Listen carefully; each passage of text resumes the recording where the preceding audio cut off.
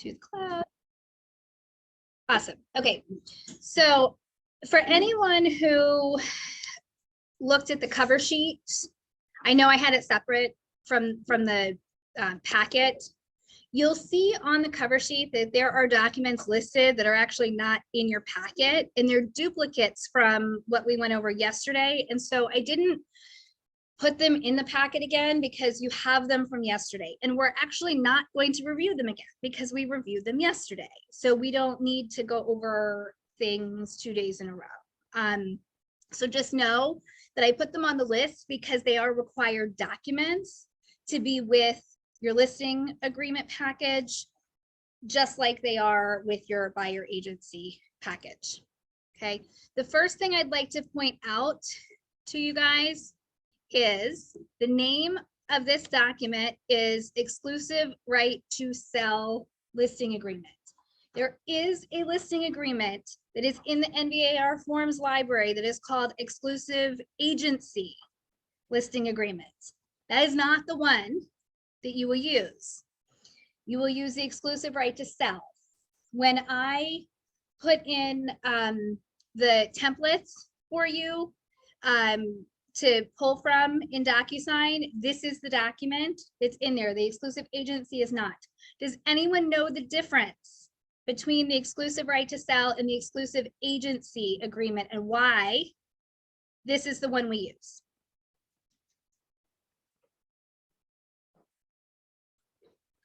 Nobody wants to answer? I know some of you know the answer. Anna, do you know?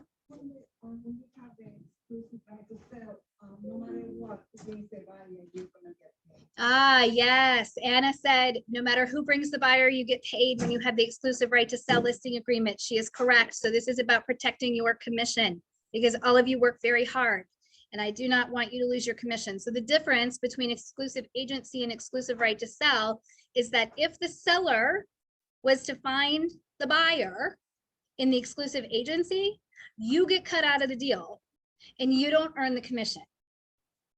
So we want you to earn your commission no matter who finds the buyer, because we all know that we work very hard, not just to market the home and get a buyer and get ratified. There's a lot more that happens, right?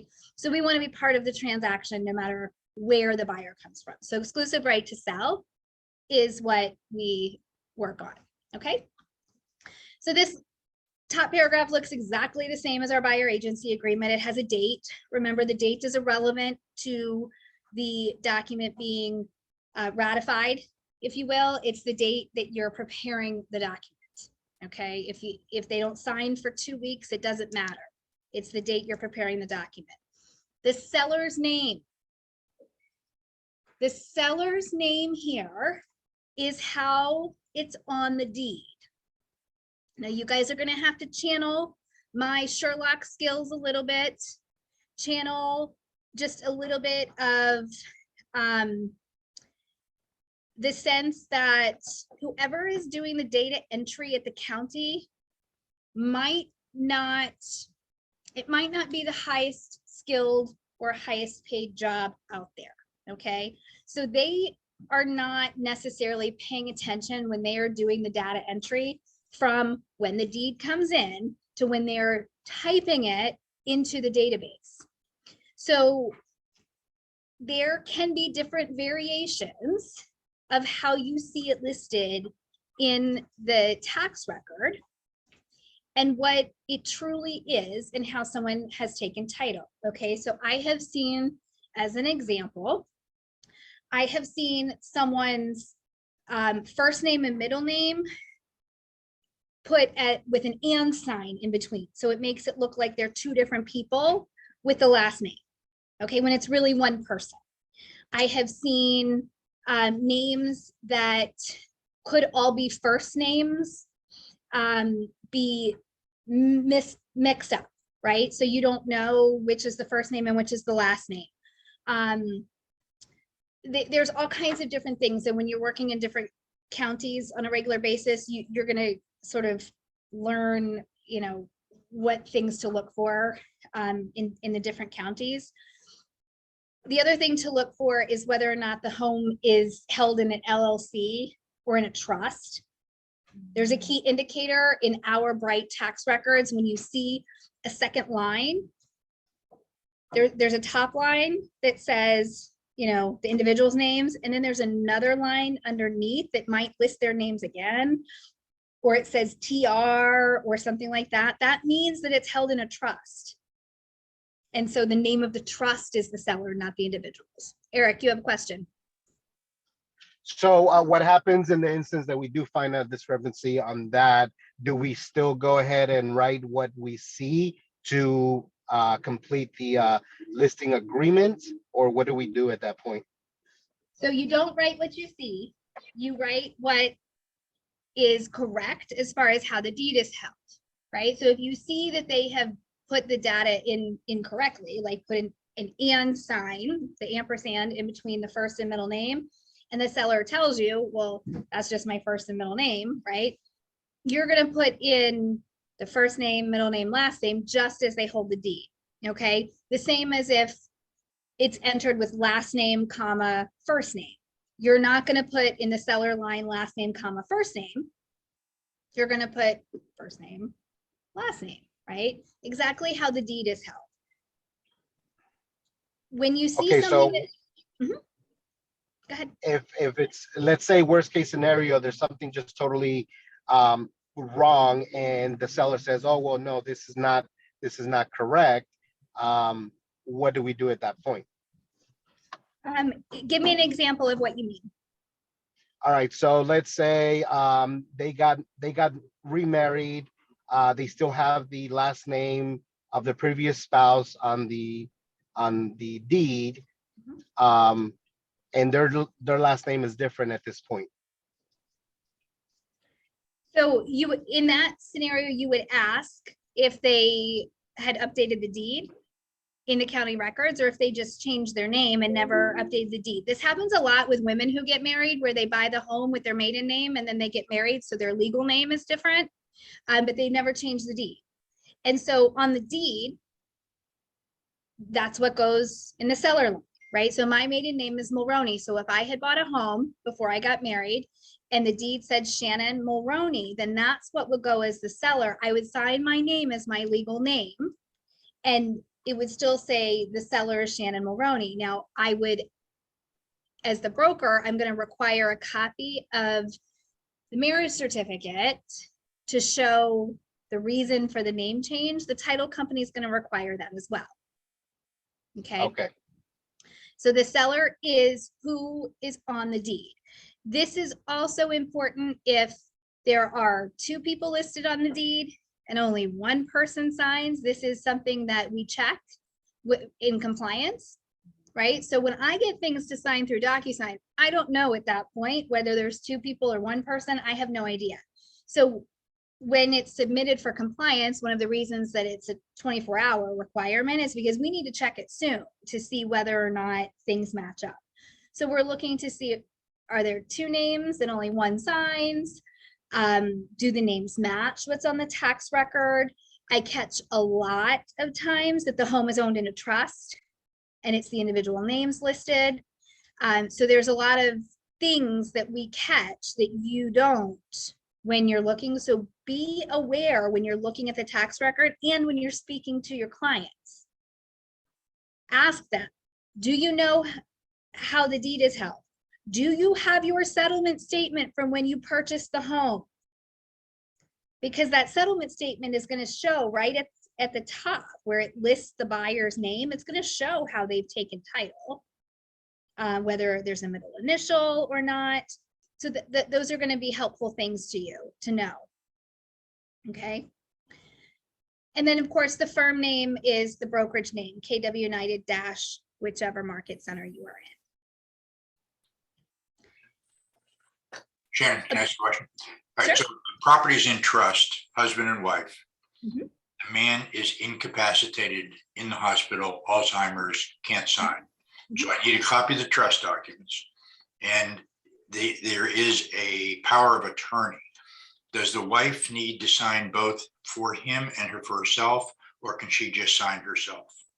Okay, so I want to clarify something, and in some instances, the words and the terms do matter. When there is a trust, a power of attorney does not apply. You cannot use a power of attorney when there's a trust.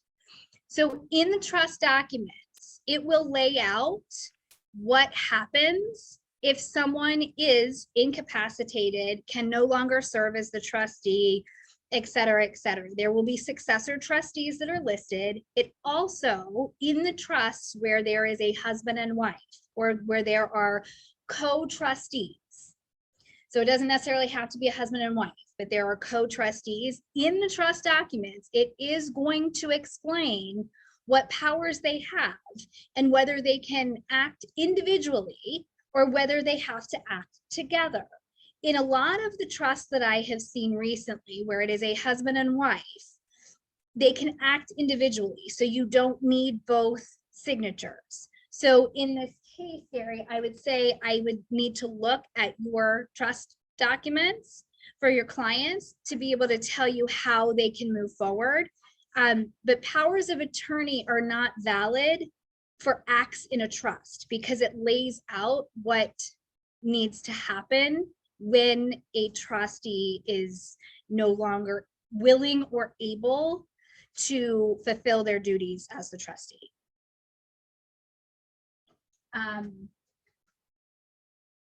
With that said, it's very important to know, I'm just going to hand documents to someone. It's very, thank you, Anna. It's also important to know that when you're putting the seller's name here as a trust or an estate or the LLC, they're still signing their own name. Seeing the name of the trust or the LLC or something essentially written in cursive is not enforceable.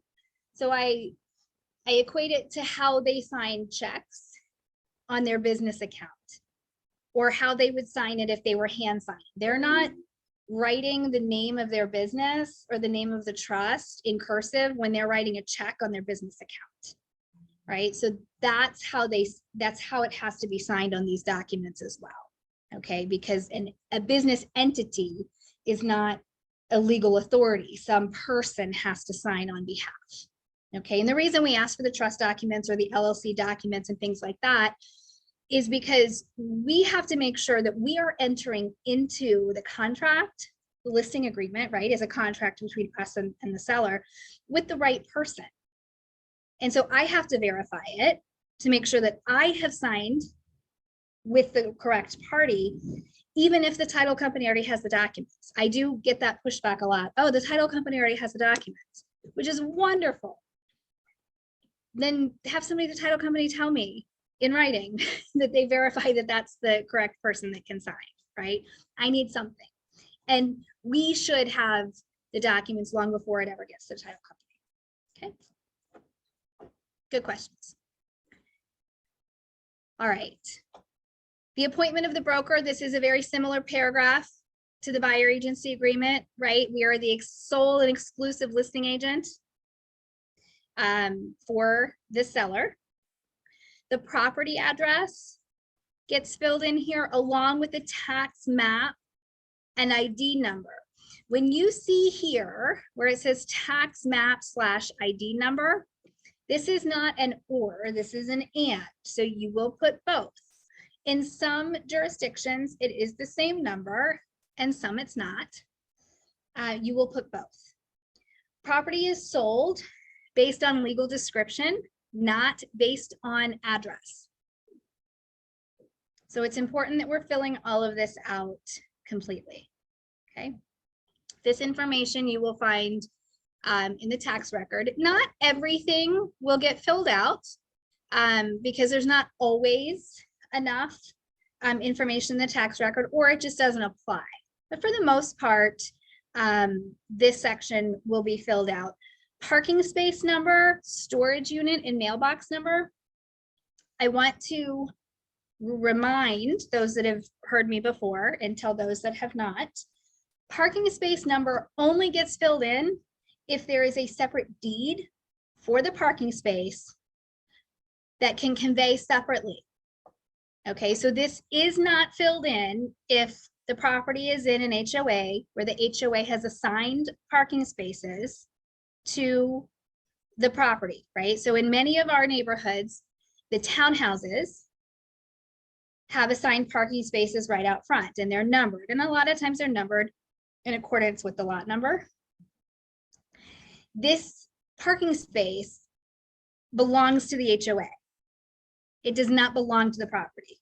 So it does not go on the listing agreement because it doesn't convey. It does not go on the contract, which I will be reminding everyone next Thursday. Okay, because it doesn't convey. There are condo associations that sell parking spots, and these parking spots can be sold with or without a property. That is when you would use this. Okay, same thing with the storage unit.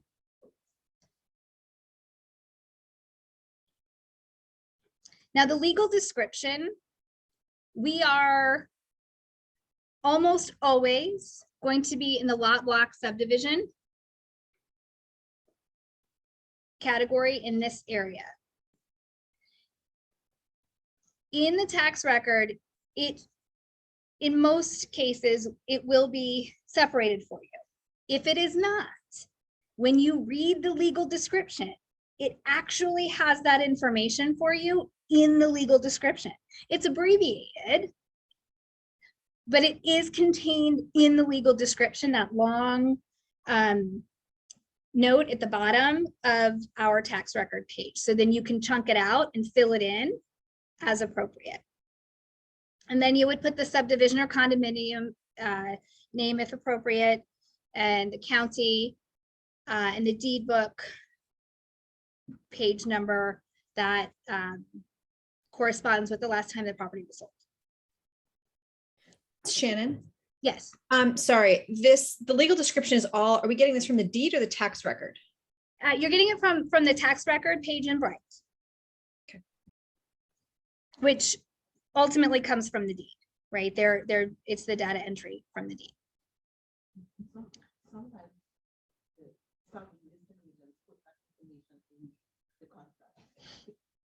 Yes. Yeah. Yeah.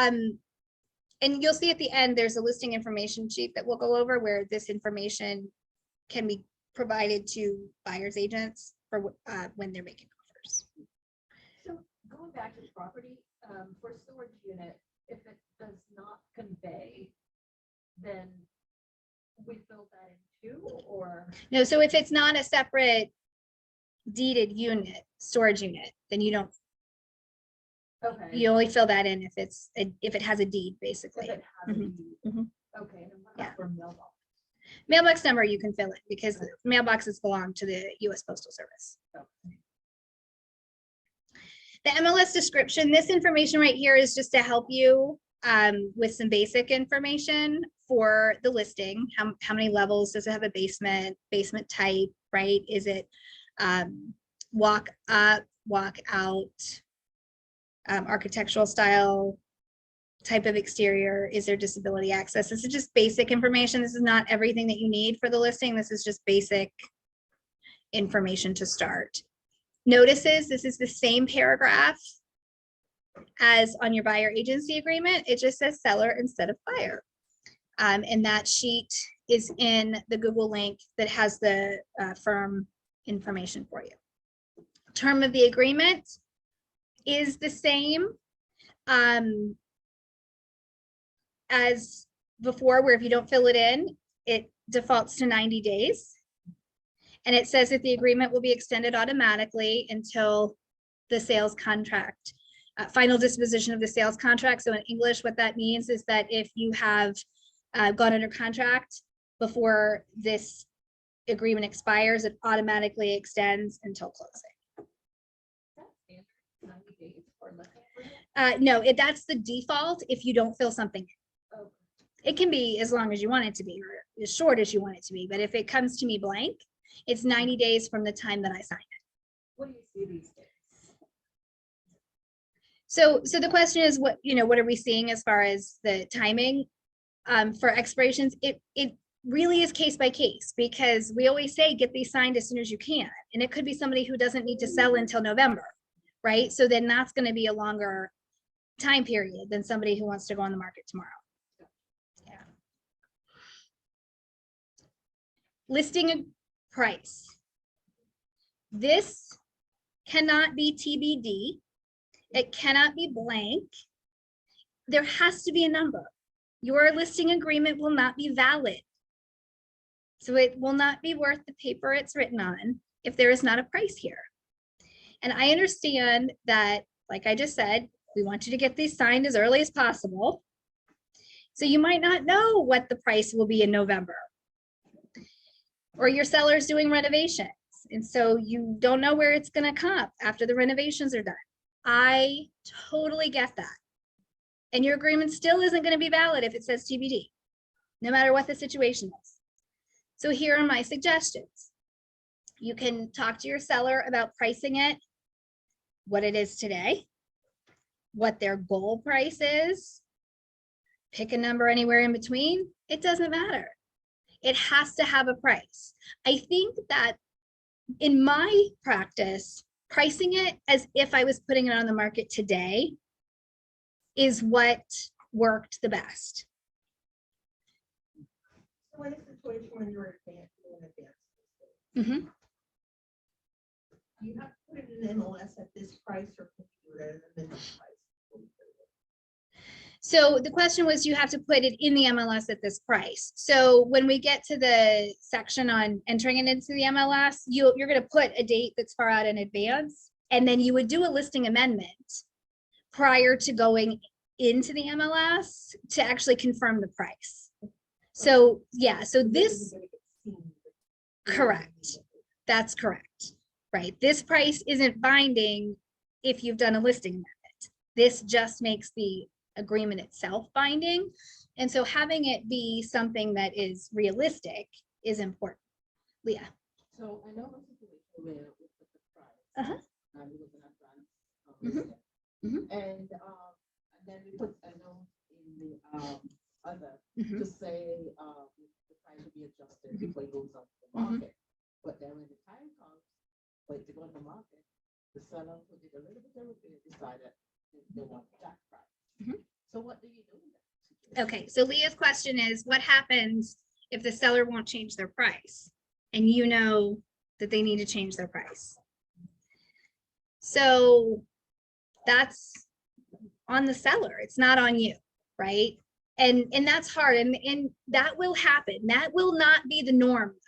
That will be the exception to the rule, because in most cases you are going to be having conversations over time with your client about what's happening in the market and watching the price, change. One of my scripts with my sellers was always, if we can increase the price, we will increase the price. And if we need to adjust it the other way to position you better, then that's what we're going to do also. But I always gave them the option that we would increase the price, right? I didn't want them to think that I was only looking to decrease their price. So I also told them that my marketing material never had the price printed on it, so that we could change it up until the day we went on the market. And that was true for whether we were going on the market in a week or in a year. It didn't matter. That was just how I did things. Sometimes you'll have a seller that is unrealistic. You can have, right? I mean, maybe more than sometimes. You can have a listing amendment signed that says, if the property is not under contract within 14 days of being active, that the price will be reduced by X dollars or to whatever price. Like, you can pre-sign these price reductions. So that's also something that sometimes works, because you let them try it at their price. Maybe they'll get lucky, it's great for all of us when it sells for higher, right?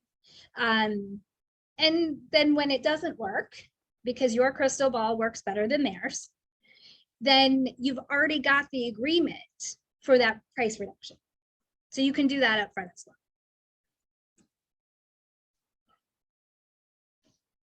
Conveyances. Our dear conveyances. I would say 30% of all agents have ever read this paragraph. And I'd say of those 30%, 95% are KW90 agents. So in this paragraph, it lists things that automatically convey and automatically don't convey. So things that automatically convey that they felt like they had to change or to list out completely are things like your heating and air conditioning systems automatically convey, plumbing and light fixtures convey. We had to add, you know, we always have to add things when there is an issue. We had to add this time indoor and outdoor sprinkler systems, bathroom mirrors, sump pumps, attic and exhaust fans, storm windows, storm doors, screens, installed wall-to-wall carpeting, windows, shades, and blinds, window treatment hardware, smoke and heat detectors, TV antennas, trees, shrubs, blah, blah, blah. Okay, so I'm gonna stop there for a second. Mirrors, bathroom mirrors, bathroom mirrors, bathroom mirrors. Okay, so bathroom mirrors that are like picture frame mirrors, they're just hung up on a nail, right? We're being taken out of bathrooms because they weren't physically attached, right? People are crazy. And it just became this big thing. So we decided to just clarify that the mirrors in the bathroom, the time of contract, it conveys. If you have a client who is just in love with their bathroom mirrors, then the best practice is to have them swap it out for something else before it goes on the market. Second best practice, which I don't like, is to put a little sign on the mirror that says does not convey, and then in the contract, it's going to be marked does not convey, and you're going to put it in the listing does not convey. I would prefer that it just gets swapped out so that there's no confusion. Window shades, blinds, window treatment hardware. Okay, down below, I don't want to jump ahead, but down below there's something that's a checkbox for window treatments. Window treatments are curtains that go on curtain rods. Window treatments are not blinds or shades. Okay, blinds or shades are one-piece units that have brackets that get stuck to the wall, and then there are one piece that would come off, right? So the entire unit itself is affixed to the property, so that makes it a fixture, okay? Window treatments are curtains that go on a rod, which sits on a little bracket, which the hardware itself is what's attached to the wall, okay? So the hardware conveys, but the window treatments don't. The window treatments are personal property unless it's marked here.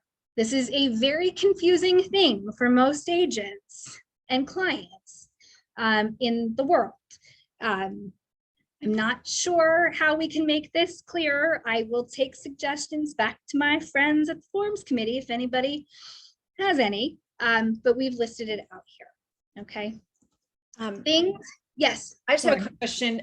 This is a little bit in the weeds, but I've been asked this, so I'm going to ask it here.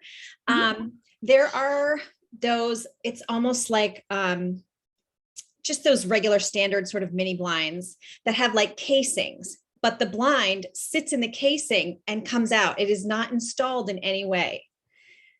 Convey, not convey, what's the typical? It conveys, it lists blinds here, it conveys. Okay. Yep.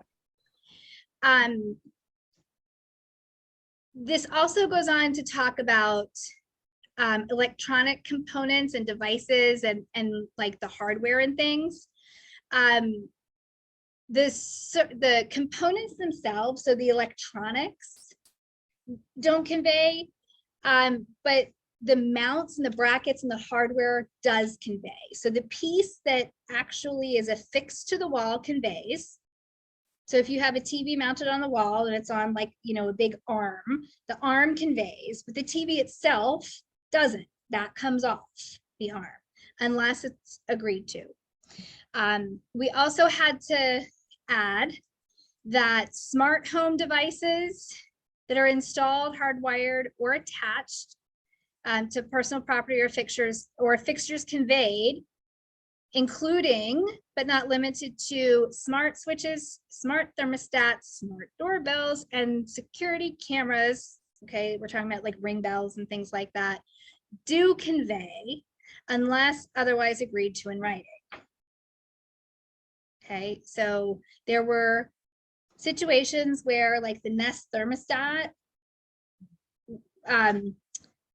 was not being transferred to the new owner. So the thermostat was there, but the sellers still had control over it on their phones. Like, you can't make these things up. You really can't. Like, so anyway, we had to clarify in the contract. Barbara. Wouldn't it just make more sense if they didn't want the new guys to have it, that you just tell them, take it out and replace it with something that you do want? You know, Yes, and what the problem was is when things get contentious, then sellers get nasty, and then they start messing with it when the buyer lives there. That's what was happening. folks, if you want your Nest to go with you, take it out now. Yes, well, it wasn't even that they wanted it; they just were being difficult. Chris. Yeah, so I had a situation before where on an MLS, it says washer and dryer. I can't remember if it's like where that is on the MLS. But on my listing agreement, it said it didn't convey. So by the time, I mean, when we got a contract, they said, well, it says washer and dryer on the MLS. So does that mean that it conveys them? I mean, does it supersede the? Okay, so that's okay. Chris is asking if in your listing agreement, your seller says, as an example, the washer and dryer do not convey. And you make a mistake and you put in the listing that the washer and dryer convey. And then the offer comes over and says the washer and dryer convey. What rules? Does the listing agreement rule? Does the MLS rule? What rules? Okay, so here's the rule. The rule is, what does the ratified contract say? So if the contract is ratified with the washer and dryer conveying, then the washer and dryer convey. It doesn't matter what the listing agreement says. It doesn't matter what the MLS says. The washer and dryer convey, because that's what was agreed to. Now, if you're the agent and you come to me with this challenge, I'm going to tell you to cough up some money to your client because you made a mistake. And it's okay, because we make mistakes, and money solves all problems, right? Just a matter of how much money.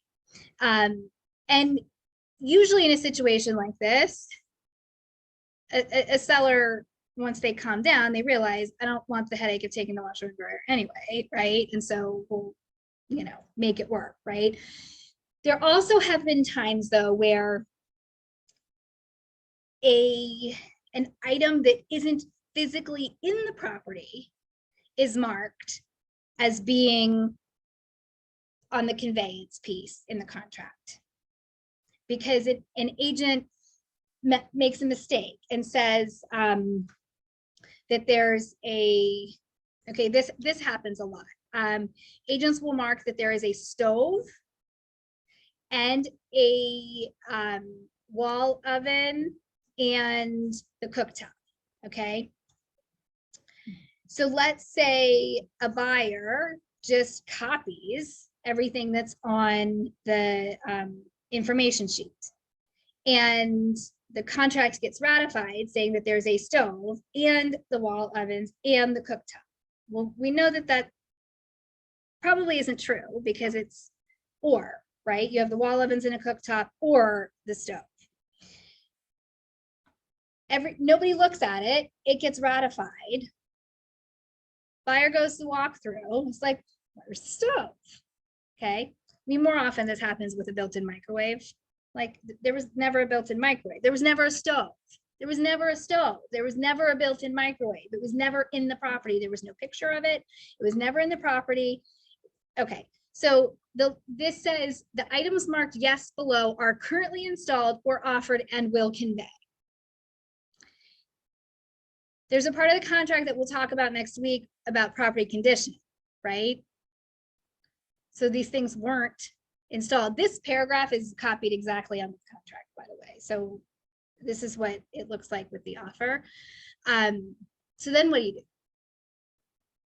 The agent advertised that there was this built-in microwave and nobody caught that there was no microwave, or a buyer's agent was being sneaky and was like, well, it says there's a built-in microwave. We're going to get you a built-in microwave. It happens. It's not on the seller, it's on the agent at that point for the misrepresentation, even though the contract can't enforce it, right? There's nothing that the buyer can go after the seller for because the condition is substantially the same as of whatever the date is that they entered into the contract. It's very clear that they are currently installed, right? Or offered. The seller didn't offer it, it wasn't there. So the buyer can go after the agent for the misrepresentation, the error, right? So we have to be careful. We just have to be careful. So even if it's like a feature, like it says on MLS, inferior feature, don't list it on there because that means that it'll convey. Correct. Okay.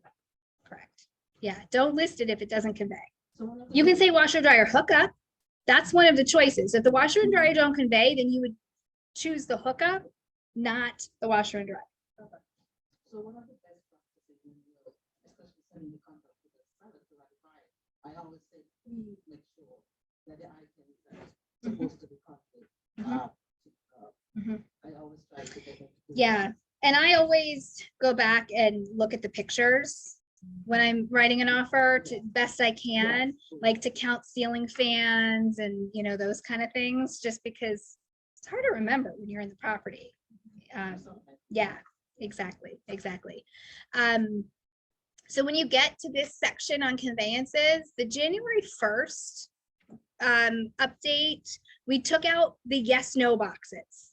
If you remember, those of you that were in the business at the first of the year, we used to have yes, no. And a lot of agents would only pick yes and leave the no blank.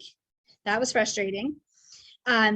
So we took out the no completely. We're like, if this is what they're going to do, then we're just going to acquiesce and it's just the yes box.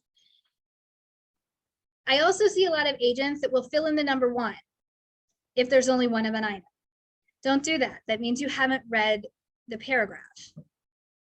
Because it says if more than one item conveys, note it. Otherwise, there's just one.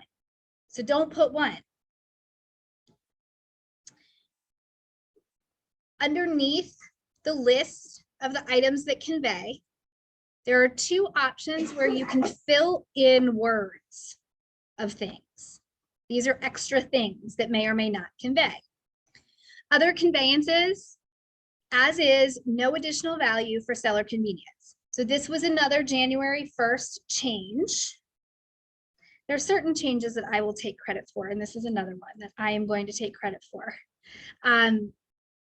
A lot of the time I would send things back to you guys that said, make sure that these conveyances that you're writing say they have no value, right? Or you would get things kicked back from the lender when you were trying to include a car, or a pool table, or, you know, whatever was being included extra that was conveying, and you'd get it kicked back from the lender because it needed to. Some lenders would say, take it off the contract, and that would make me nuts. But the other option was say it has no value, right? So I asked, and it was approved, for us to have this language already in the contract that says all of these extra things have no additional value. Because what the unintended consequence of adding all of this stuff in the contract is then the appraiser has to give it value. and deduct it from the sale price, basically, to make sure that it's not inflating. Like you're conveying a car. Well, how much value does that car have? Is it a $50,000 car? So now you're trying to roll that into the price of the house, or, you know, like what's going on. And then there's a place to write does not convey. What does not convey? So if there's an extra refrigerator, is the seller taking it? The one that's in the garage that they want to take to their new garage, right? Do they want to point out that the bathroom mirrors that are so near and dear to their heart, they're taking with them? That's where they would write it. Anything like that, right? You would clarify there that it does not convey. As is items, the entire property is as is, unless otherwise agreed to in writing. But if there's something that they know that's as it that really works, but you know, might be on their last leg and they want to advertise it, like, hey, you can have a home inspection, but I'm not going to fix anything that comes up on whatever. Fine, right? You can put that there. As is marketing. This is a little confusing because, again, everything is as is. This is for saying upfront, I'm fixing nothing. Okay, this isn't for the general everything is as is condition, right? This is for like distressed properties, you know, a short sale where a seller's not allowed to fix anything, or like an estate, sometimes depending on the situation, they won't fix anything. So you're advertising upfront, look, you get what you get, right? Like, again, I still might let you have a home inspection, but I'm telling you upfront, I'm not fixing anything. So take it or leave it. So it's unique situations. You're not going to check yes on this in most cases because your normal as is marketing covers you for the most situations. Leased items and service contracts. So this is talking about like pest control, service contract, a home warranty that's already on the property. If they are on propane, if they're out in a rural area and they have propane,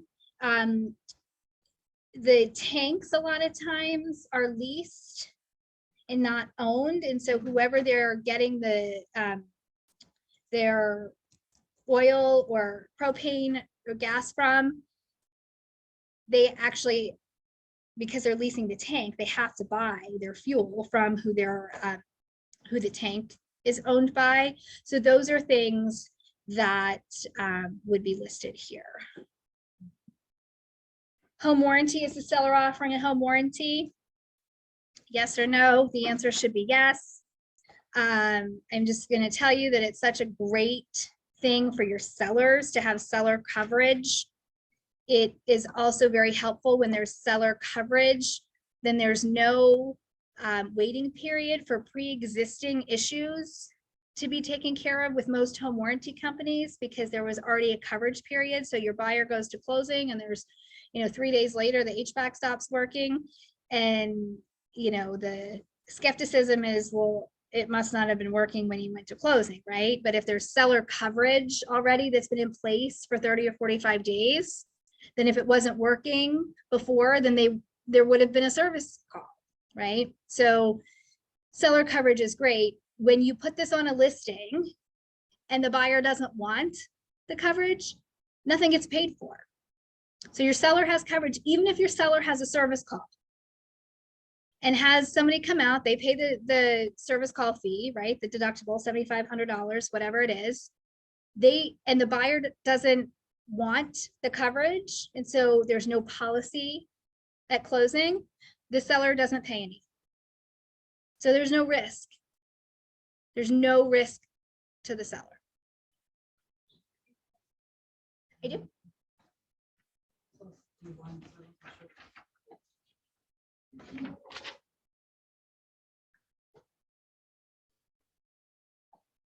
Okay.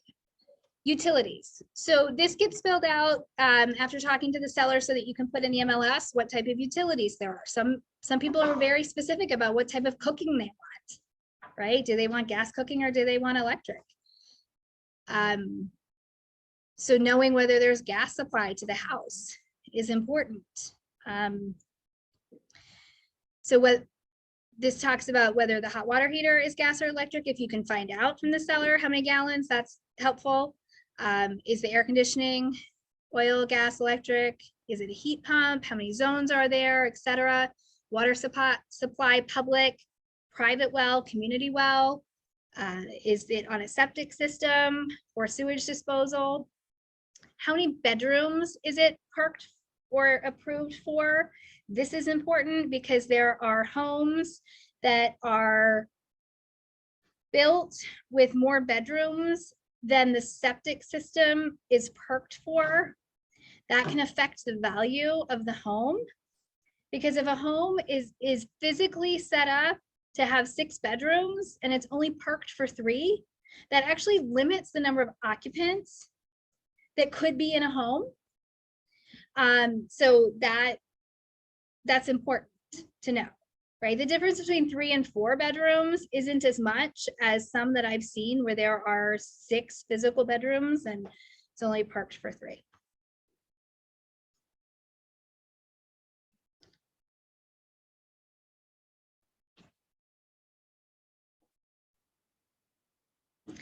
This paragraph reminds that if the septic system is operating pursuant to a waiver, then the seller has to provide the buyer with the disclosure regarding the validity of the septic permit prior to contract ratification. So that's part of the D4 disclosures that we talked about yesterday.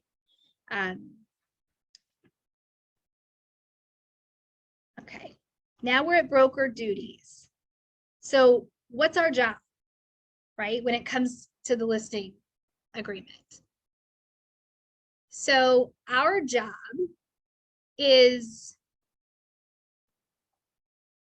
summarized at the top by saying that we will perform the following duties, and while doing this, we're exercising ordinary care and we're complying with applicable laws and regulations, and we're going to be treating all parties honestly.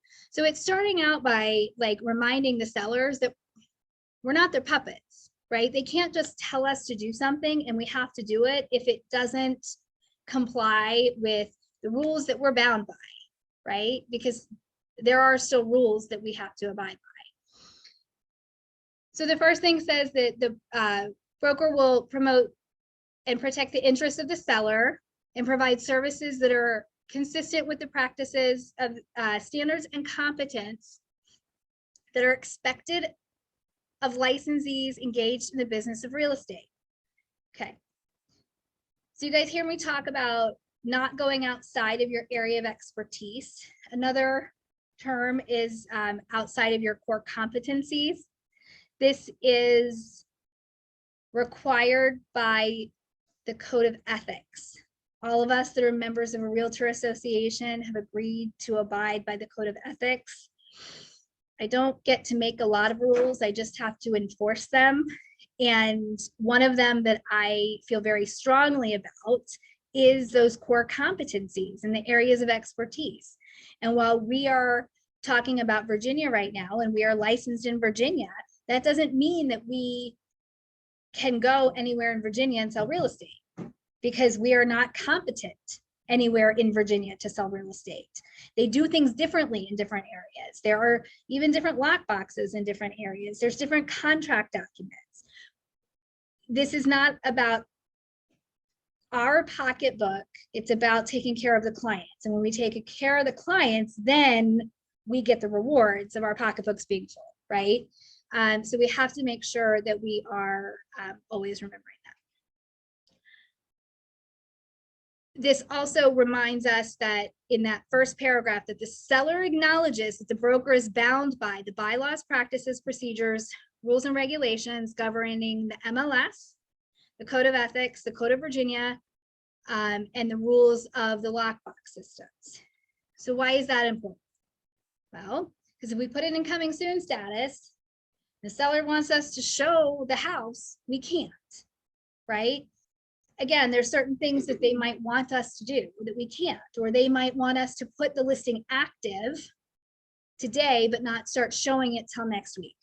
We can't do that, right? There's certain things that we can't do. There's another thing that comes up a lot when properties in coming soon status, or when we have the listing agreement signed and we're not going in coming soon status, and a seller either wants to show the property to their friends or to whomever, or the seller starts public facing advertising before we have entered it into the MLS. So do all of you have a bit of familiarity with the rule about public facing advertising and our MLS and the fine that would be associated with it?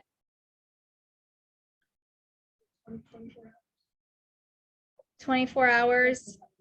Who knows what the fine is?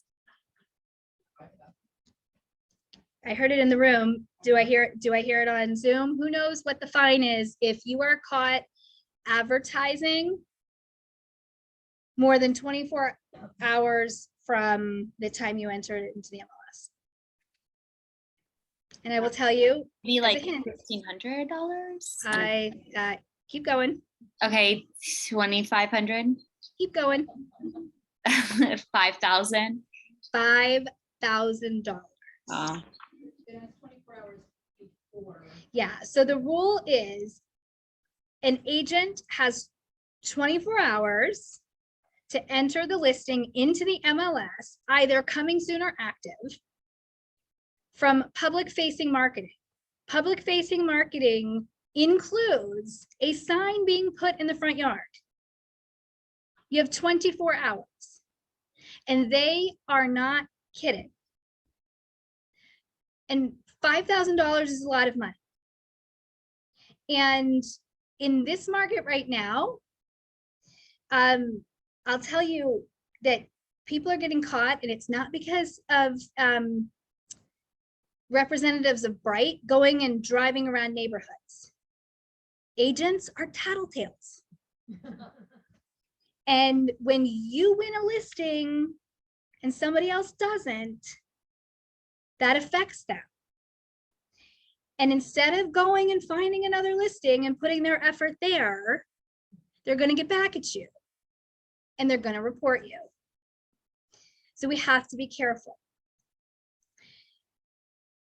So when I bring this up in the listing agreement, where it says that the seller acknowledges that we are bound by these rules, the seller's actually saying that they're going to comply too, because they know that we are bound by these rules. Can we stop them? We actually can't stop them. However, Bright will fine you if they find out that your seller is doing public facing marketing before you enter it into the MLS. So what's my big soapbox thing right now? Who knows? I know I have a few, but what's the big one I've been talking about that happens before you have these agreements signed? When you sit across the table from the clients, consultations. So you are going to have this conversation before your client sign this document. You are not sending it in DocuSign and saying, my broker requires this to be signed, and then getting upset because the seller is advertising the home because they're really excited and you didn't know until you got the fine, right? So you have to have these conversations. And if a seller says they can't do anything to me, let them come after me. You have to think about whether this is the right seller for you. Or maybe you take a $5,000 retainer fee, right? Because it's not worth it. It's not worth it right now, okay? Yes, Elaine. If it's a FISBO and the seller was already on Zillow and Trulia and, they're advertising. Now you've got a listing agreement. That means they've got to take all that stuff down, or? Yes, they do. So the question was, what if you were able to convert a FISBO and get a listing agreement signed? What happens to all of the marketing that they had out there already?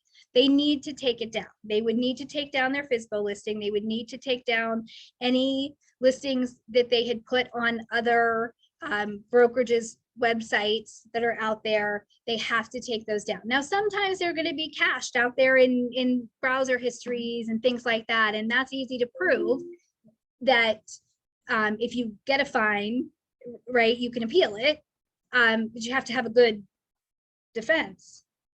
And so if they had it out there in a FSBO and then you have the documentation that they removed it, then I would say we'd probably have pretty good luck, but just not paying attention, or, you know, a blatant thing just because the seller's not a party to our agreement with our subscription agreement with Bright doesn't mean that they're not helping us adhere to it, right? And so they're acknowledging it here. So that's something important I wanted to bring up. B is that the broker will use reasonable efforts to seek buyers for the property at the price and terms stated in this listing agreement or otherwise acceptable to the seller, and negotiate on behalf of the seller to try to, you know, get to their objectives. Here's another thing in your consultation. When we put a number as a listing price into Bright, and we get a full price offer, we're not sending a counter offer back to the buyers that's higher than where our listing price was, unless there's some really good reason to do that. So I have had experiences where the agents and sellers might decide to test the market low and say, we're gonna get a bunch of offers that come in and they're gonna bid everything up and it's gonna be wonderful. And then there's one offer that comes in and it's at the list price. And the seller's like, I want to counter it. And they counter it higher to where they think they should have gotten an offer. Well, the list price is the seller's offer to the buyers, right? That's their first offer. And so that is, in my opinion, misrepresentation. Okay, now if there are some terms, right, where there might be an additional cost to the seller, okay, then you could argue that a counter offer that's higher, right? Like maybe the buyer wants a closing cost credit, right? So you counter the price higher to get the closing cost credit, you're still at the same net, right? Like that's okay. But not because the seller thinks they underpriced it and didn't get what they thought they should, okay? Another conversation. Fair market value is what? Who knows? Who can give me what the definition of fair market value is? Anyway. Whatever the buyer is willing to pay for the property. That's right. That's right. So if the market didn't push it up, then that's not where it should be. The broker will market the property at broker's discretion without limitation there, with interior exterior photos as appropriate in publications, mailings, brochures, internet sites. And this also says the broker will not be obligated to continue to market the property after the seller has accepted an offer. So I want to read a couple of these and then go into another one of our Bright rules. Broker will present all written offers, counter offers to and from the seller in a timely manner, even if the subject property has been ratified.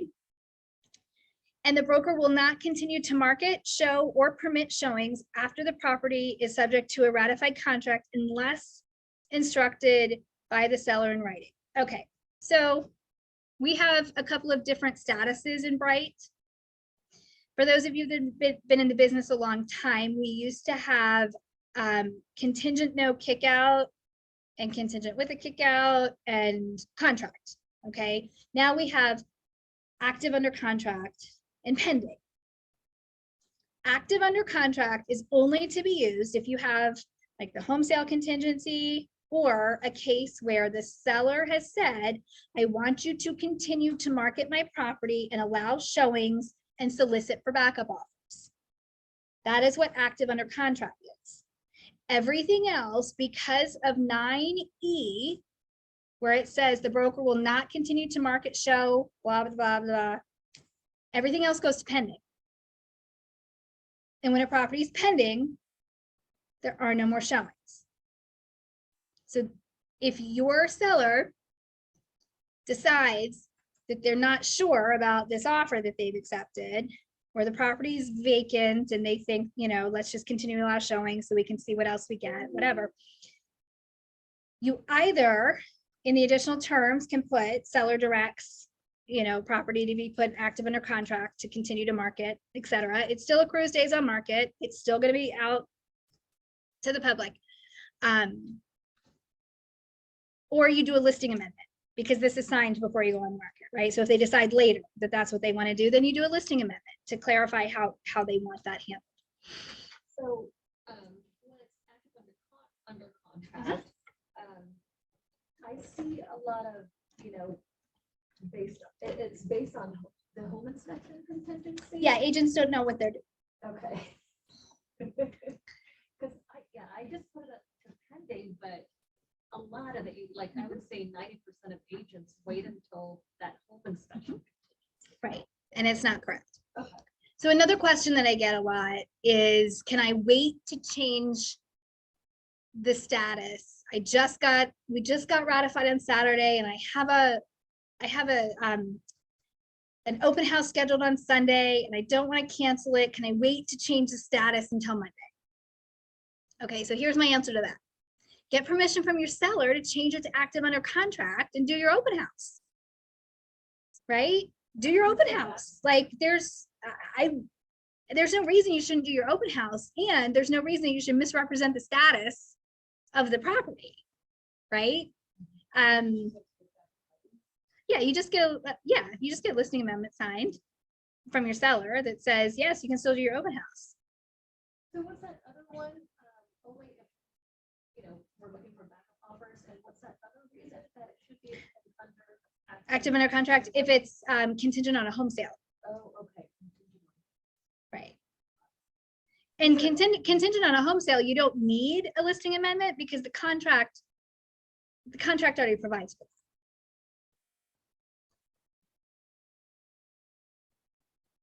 I have seen some weird things in contracts that are negotiated between buyers and sellers about when the property status will be changed. It's not up to the buyers and sellers to decide any of that. So adhere to the rules, right? Buyers and sellers can't negotiate when the status will be updated. Barbara, you have a question.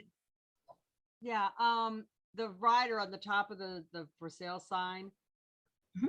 So if it says under contract, that would be active under contract, or should it say pending? You know, So the under contract rider can go up as soon as the contract is ratified. okay, it doesn't- has nothing to do with the MLS Correct, per se. Okay. correct. Under contract means there is a ratified contract. Now, the broker presenting all written offers and counter offers, even if the property is under contract, is a code of ethics requirement. Maryland doesn't actually require that. It's very strange. Maryland doesn't, but the code of ethics does. So you still have to do it. It's very bizarre. Maryland is so weird. So you still have to tell a seller. Now, a seller needs to understand that they have very little out once a contract's ratified. There's like one reason that they can get out, and that has to do with earnest money deposit. All right, broker will account in a timely manner for all money and property received, right? That was the same as the buyer agency agreement yesterday. We're not taking any money really on their behalf because money is going to the title company. But some companies, some brokerages do take money, so that's why this is there. Okay, here's another one that agents don't all know.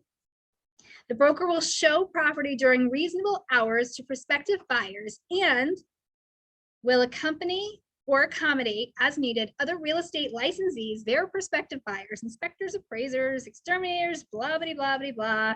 What does this mean? This means that when an agent from another brokerage calls you and they have no colleagues that can show their buyer, and they say, I need my buyer shown 123 Main Street because I'm on vacation, you cannot say no. Because you've already agreed with your seller that you will do everything possible to help sell the home, because that buyer might actually be the one that wants to make an offer. The next part of that says that the broker agrees to the showing instructions here in this line. So this line, I would say things like 2-hour notice required. Sometimes it's 24-hour notice, like if they have a pet, or, you know, confirmation required, showing time, you know, whatever general. I mean, there's not a lot of space here, but this is like general. Even on a vacant property, I always put 2-hour notice, because I think that it's ridiculous for a buyer's agent to not have at least 2 hours lead time if they're going to show properties. Okay, here's another one. Broker will or will not install an electronic lockbox on the property.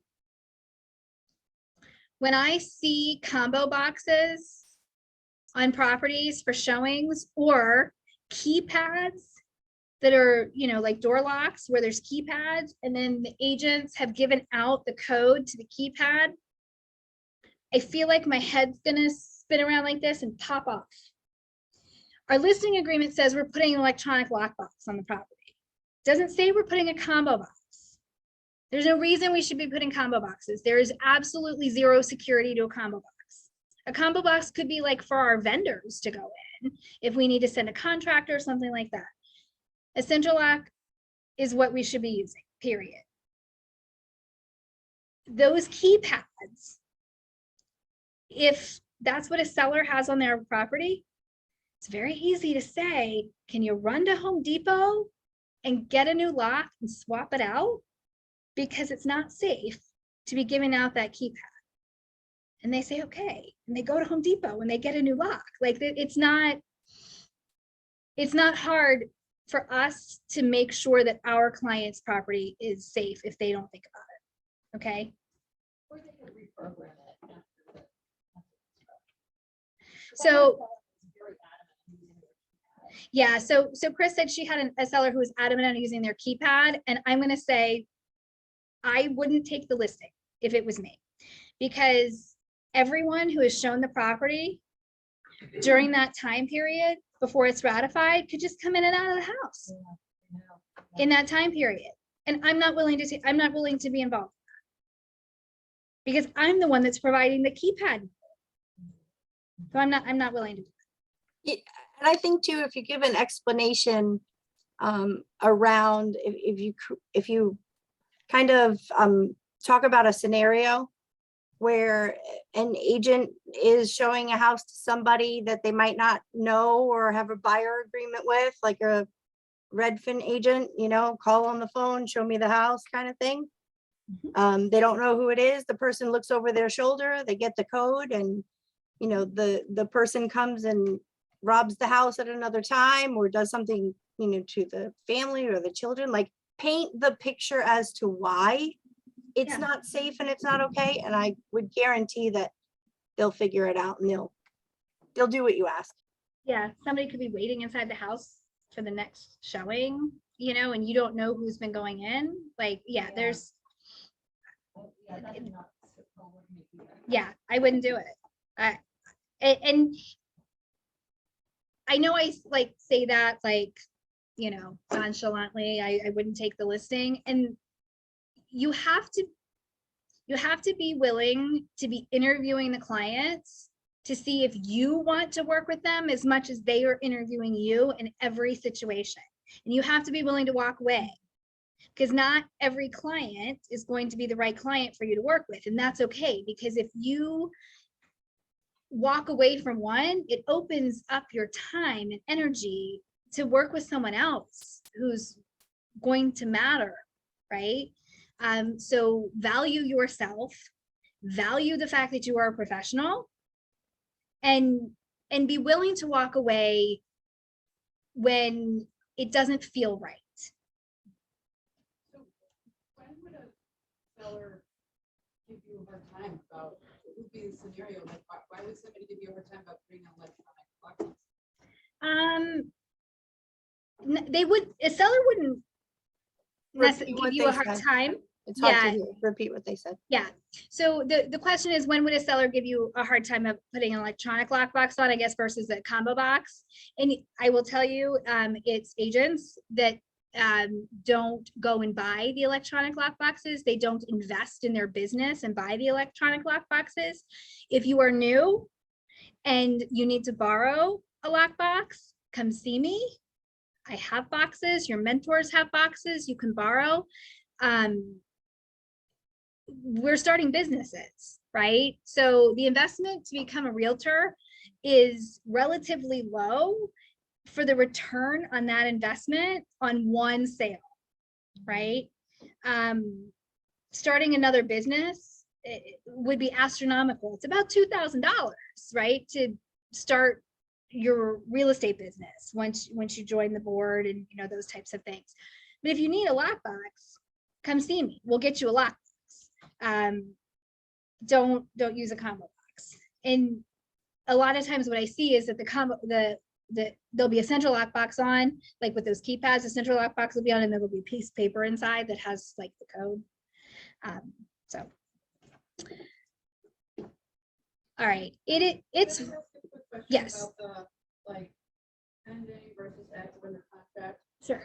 Is that true for rentals as well? Like, if you have a rental listing, like, for example, I have a rental listing, I have a lease out for signature, Mhm. but it's not signed yet, so. I Yeah, still have it So active. the question is related to active under contract and pending for rentals. And on the 27th is our rental day, and we'll get into this in more detail. But the short answer is, as soon as the application is in process, the status would be changed to either active under contract or pending, because we are not, and I will talk about this at length on our rental day, we are not processing more than one application at a time.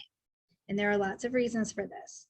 And so you'll want to be here on the rental day, but it's going to active under contract or pending as soon as that application is being looked at. All right, it is 1:20. We're going to take a break before we get into marketing and advertising. So let's come back at 1:30. Okay. See you guys in a few.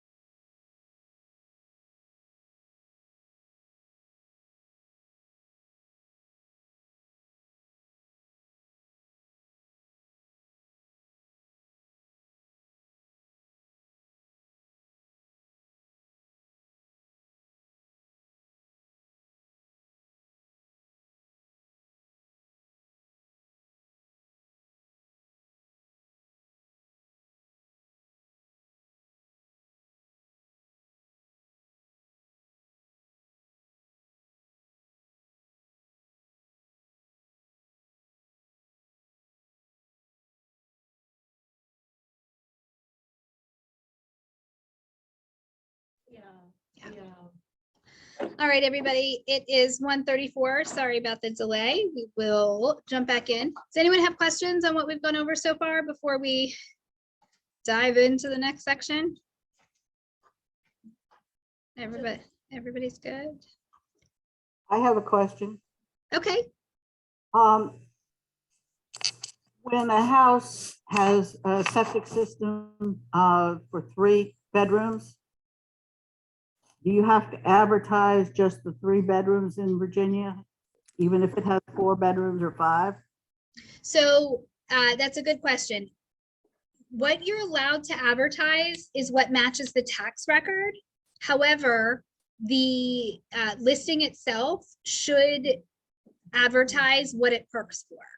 So you can put in, if the tax record says it has 4 bedrooms and it only perks for 3, you can put it in as a 4-bedroom.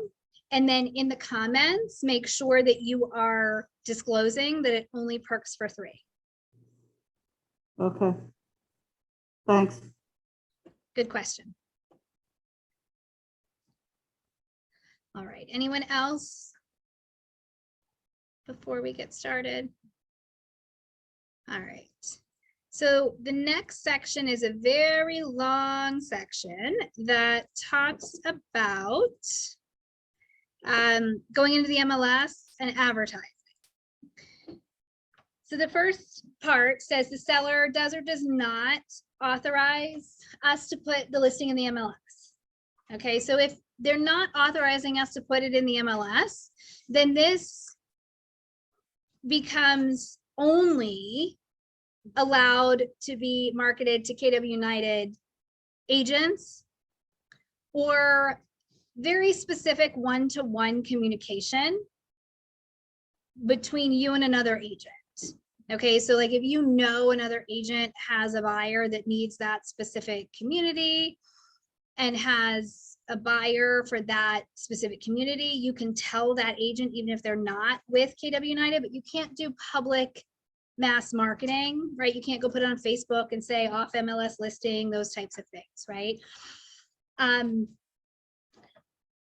This paragraph says that the listing will be entered within 2 days of the commencement of the listing period, which is when it's ratified, when it's signed by all parties, me and your clients, or on or before blank. I prefer that you use on or before blank and put a date. I don't wish you to use within 2 days of commencement of this listing period for multiple reasons, most of which has to do with the fact that you should be having your listing agreement signed way before 2 days before you're going on the market, right? These are very rarely do you have an emergency situation where the listing's going on in 2 days, okay? It does remind you that the broker will enter the information within 1 business day of public marketing the property, including but not limited to displaying flyers and windows, yard signs, digital marketing on public facing websites, etc. Section 2 says that if the seller does not authorize the broker to market the property via the MLS, that it is called an office exclusive listing, and we are supposed to submit the waiver of submission to MLS to Bright. To date, we have not done that. I don't understand it. Steve and I don't necessarily agree that they need that from us. So as long as this is filled out properly with, they do not authorize us to enter into the MLS and you're not advertising it, do not worry about that other document, okay? It is not an office exclusive listing if you are trying to market it within the offices and then at a later date going in the MLS. An office exclusive listing is for a seller who has no intention ever of going in the MLS. Not, I want to see what I can have happen now and then go in the MLS later. Office exclusives are things that like celebrities do or high profile people or, you know, someone that wants to protect privacy might do office exclusives, but not not a regular seller who's just trying to market it within the office first and give that a chance before they go in the MLS. The next paragraphs talk about the authorization to have syndication to third-party websites and having the address of the property out on the public websites, having unedited comments and automated estimates happening. If your seller answers no to any of these questions, be very careful when you're entering it into the MLS, because you need to answer no to the questions when you enter it into the MLS. Having it not syndicate to other websites is going to limit public exposure. Not having the address is going to limit the desirability because buyers want to know where the property is. Unedited comments, it's very hard, even when we say no, that we don't authorize unedited comments, it's still very hard to stop things from happening out on the internet. And the display of the automated estimates, this is like the Zestimate on Zillow's website, that's what that's talking about. Again, it's really hard to stop things like that are happening on sites that we don't have control over.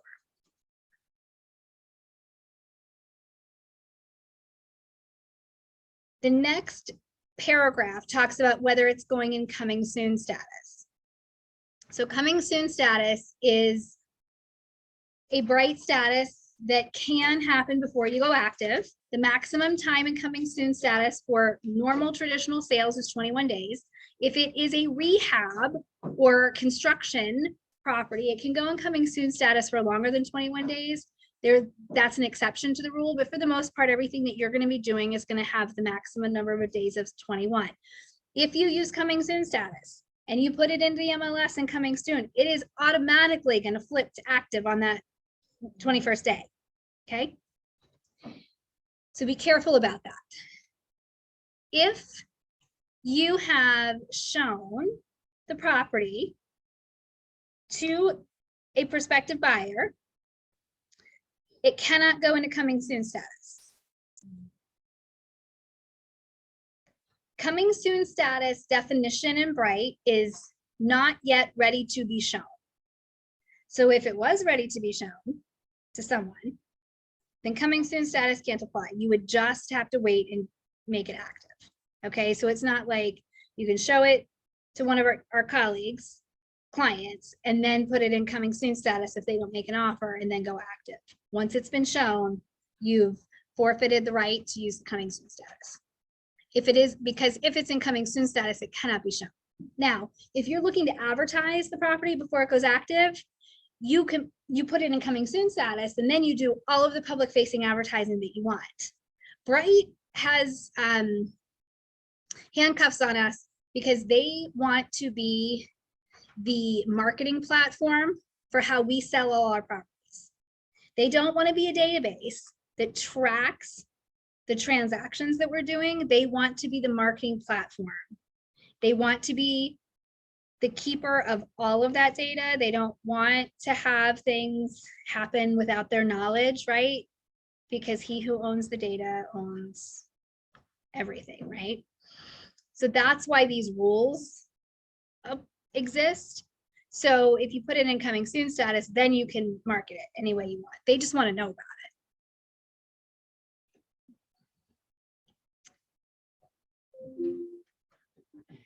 Types of representation. I'm not going to review these again because we reviewed them yesterday. This is designated and dual representation, and we exhausted them at length with the extra disclosures that would be required with the contract. So I'm just going to skip over those.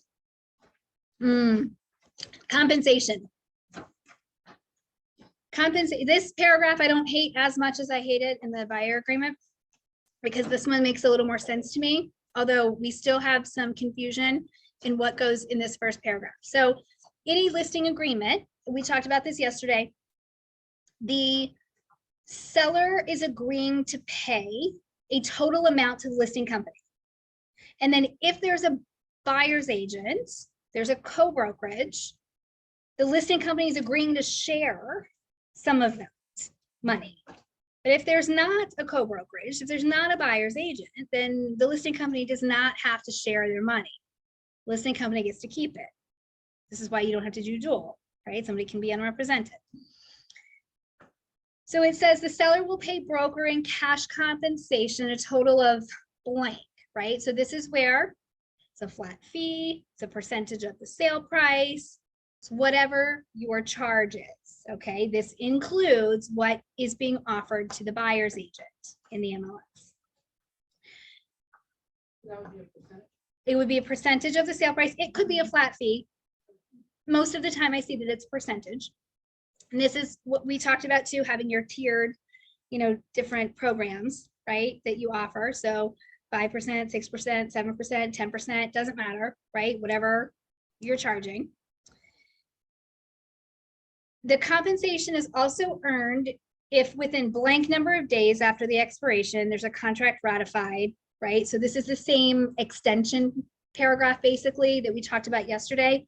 Remember, these are not to prevent clients from getting rid of an agent that they're not happy with and then hiring a new one that they are. Okay, so you don't get the commission if it comes off the market and then goes under contract when they've relisted with somebody else, even if the buyer came through while it was listed with you. That's not what this says. This is to prevent situations where a buyer and a seller end up meeting each other, even though they were brought together by the agents. So they meet each other and they're like, hey, let's get rid of our agents and we'll cut a deal because we don't have the commission to be paid, right? That's what this is to prevent. It's not to prevent representation, okay? 12B says that the cooperating broker, right, will receive whatever blanket unilateral offer is being made by the listing company in the MLS. So when we take a listing, whatever the compensation is in the listing agreement because the seller has to approve, right, of what we're paying out on behalf of someone, right? It's a percentage of the sale price or a flat fee, and it goes in the MLS, and it's binding at the time of showing. So if that compensation changes after an agent has shown the property, the amount is binding at the time they show the property.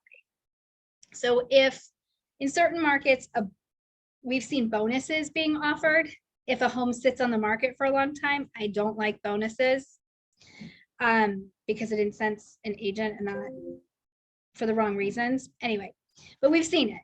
So if a bonus is offered after an agent has shown a property, the bonus is not binding because the bonus wasn't offered at the time of showing, okay? Variable rate commission.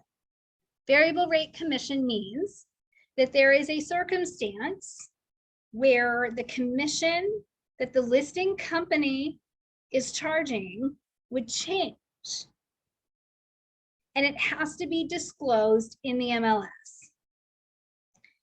The reason in most cases that variable rate commission would apply and have to be disclosed is for situations where a listing agent does dual representation or where a buyer's agent or a buyer is unrepresented.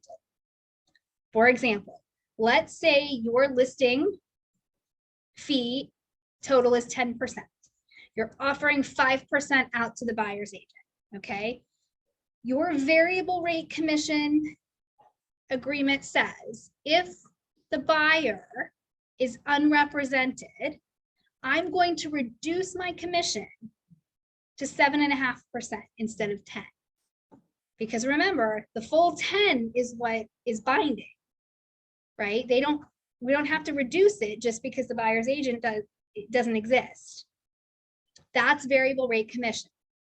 Now, the reason that it has to be disclosed is because an agent that comes in with a client that makes an offer that's competing with an unrepresented buyer has to make a higher offer to get the same net, right? Because the cost to the seller is 10% in commission when the agent exists, And when the agent doesn't exist, the cost is only 7.5%. So two offers that come in at $500,000 are not actually equal, right? Because the cost is more on one than the other. And that's why it has to be disclosed. Okay. Is that common? Do most people do the variable rate if it's unrepresented by consent? No, Emergency to some.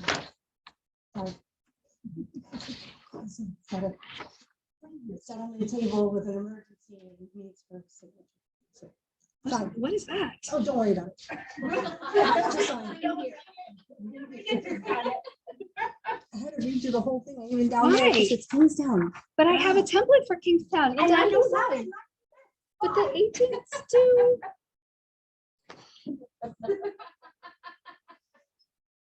Okay, it's a broker credit letter. I love it when you guys give away money. So the answer is it depends. It depends on if an agent is comfortable with having a buyer on the other side that's unrepresented, right? So most agents are not comfortable with that. I'm not comfortable with that. I want every client to be represented, right? I don't want someone to be unrepresented. So I'm not going to encourage that from the beginning. I'm going to tell my seller, right? When we are back in the previous paragraph about agency, I'm going to say, listen, I don't do dual agency. So if somebody comes in and they don't have an agent, we all want them to have an agent. And this is why it's in your best interest. And I'm going to go through the whole thing. So I'm not even going to encourage it with the variable rate commission by saying, if they don't have an agent, I'm going to reduce your commission. Yeah, 'cause that would encourage It the would, seller to say, yes, it would "Oh, encourage the seller to want that. Exactly. Exactly. Retainer fee, we talked a little bit about this yesterday. And I said that it was more common in a listing than on a buyer side. It's still not very common in things that I see. Retainer fees, I think, would be appropriate, like we talked about yesterday, where you have like your silver package, your gold package, your platinum package, and your platinum package has a lot of these out-of-pocket upfront expenses. And so you want to make sure that you're going to be able to recoup that if something goes wrong. But in general, this is part of our business, right? Is that we have expenses. It's just how it works. It's part of the risk and the reward that comes later. Early termination. So the question was, am I okay with leaving it blank? So I don't like blanks. I like NA if it doesn't apply, or 0. And remember, when you put NA, it negates the whole paragraph. So when we talked yesterday about buyer agency compensation, and that if you want to work for free, to put 0, if you put NA, I can't even allow us to accept compensation on your behalf, because if you put NA, you negated the whole paragraph. But if you put 0, it means that anything above 0 that's being offered on behalf of the buyer, then we can accept. Okay, but NA means I can't accept anything for you. Early termination. In the event the seller wishes to terminate the agreement prior to the end of the listing period without good cause, seller will pay broker blank before broker's execution of written release. So here, early termination fee, I've seen a variety of different things. You can put a dollar amount. I personally put the words actual expenses. So I would charge my seller a reimbursement of my actual expenses. Okay. Something that I would like to point out here for now, stay tuned to a later forms update, January 1st, 2023. Only the seller can terminate a listing agreement. Remember, the buyer agreement says either party may terminate. Listing agreement says the seller can wish to terminate. So what happens when you have a seller you don't want to work with anymore? You can have the broker reassign it. Yep. You can also have the broker help you craft an email that gives the seller the opportunity to ask to be released. So we can send a unilateral notice to a buyer that says, we're not a good fit. We wish you the best of luck. Thank you. Buyer. We can send a unilateral notice to the buyer as the brokerage. The seller has to tell us that they want to get out of the agreement, and then we do the listing amendment, which we have the document that I'll show you in a little bit. But we can't say to them, we're canceling you. And it's interesting because with the buyer, it's a notice, right? Which is unilateral communication. So to cancel a listing, it has to be signed by all parties. Did you say to put in that blank, you could put something like expenses incurred or something? Yeah, in that blank, I put actual costs. Mhm. Okay, the next section is confidential information. So this is just like the buyer agreement where it says that we're gonna keep all appropriate information confidential unless we're given permission by the seller. So again, this is things that you might not think of as being confidential, like when a buyer's agent calls and says, so what's important to your seller, right? What are you allowed to say? Why is your seller moving? When do they need to close? Where are they going? Blah, blah, blah, right? Like you have to have these conversations with your seller up front so that, you know how to respond, right? Sometimes seller doesn't want the world to know they're getting divorced or they lost their job or whatever, right? So just make sure that confidentiality is respected. Authorization to disclose other offers.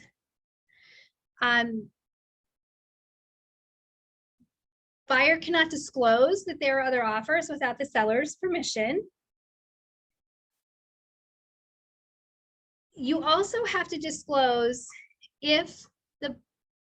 obviously, if you have permission to disclose there are offers, if an agent asks you if you are the buyer's agent or the other offers, if any other offers are from agents in your office, you have to answer that question.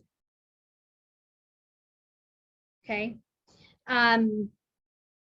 This box should, I would say, always be checked yes.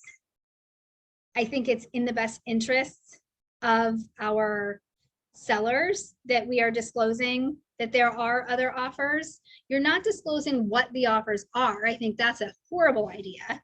But disclosing that there are other offers will create a sense of urgency and give a true picture, right? We know, those of us that have been in the business for a little while or any length of time recently and written an offer for a buyer, we know that if we're writing an offer for a buyer and they're competing, it looks very different than an offer for a buyer who's not competing, right? And so I think that's very important because for a seller, if there are multiple offers, buyers are going to do different things, right? You don't have to go back and counter offer and all of that nonsense. Compliance with fair housing laws is the exact same as yesterday. It's the same paragraph, just copy and pasted. Relocation program is copied and pasted as well because of that nice 35 to 45% referral fee that you will be paying to give back your sellers their own money. Condo association and property owners association. Okay, these are very similar paragraphs, and what it's asking here really is the property in a condo association or homeowners association or both? And if so, what are the dues? How often are they paid? Who's the management company? Where do the dues get paid? Because this goes into the MLS, right? This goes in the listing. You're going to disclose how much the HOA and condo fees are. That goes into a buyer being qualified for a mortgage, okay? It also says, when are these documents, the resale documents that have to be delivered to a buyer, going to be ordered? And who's ordering them? It says, is the seller ordering them? Is the broker ordering them at the seller's expense? Are they being ordered at the time of listing or within 3 days following contract ratification or other? Okay, I'm going to tell you, you could create a template for your listing agreements and have this filled in that says the broker, you, will order the association disclosure documents at the seller's expense at the time of listing. You are set apart between a professional and not when you are able to have an email confirmation after a contract is ratified, right? Either you've received the ratified contract back from the other side, and then your next email back says, great, thank you. Here are the resale documents, the disclosure documents immediately at ratification, versus the agent who still 5 days before closing has not delivered the resale documents. That sets you apart.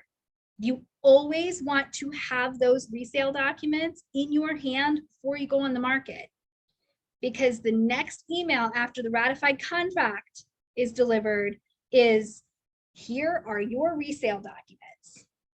The buyer has 3 days from delivery of the resale documents to void the contract for any reason. Let me rephrase that.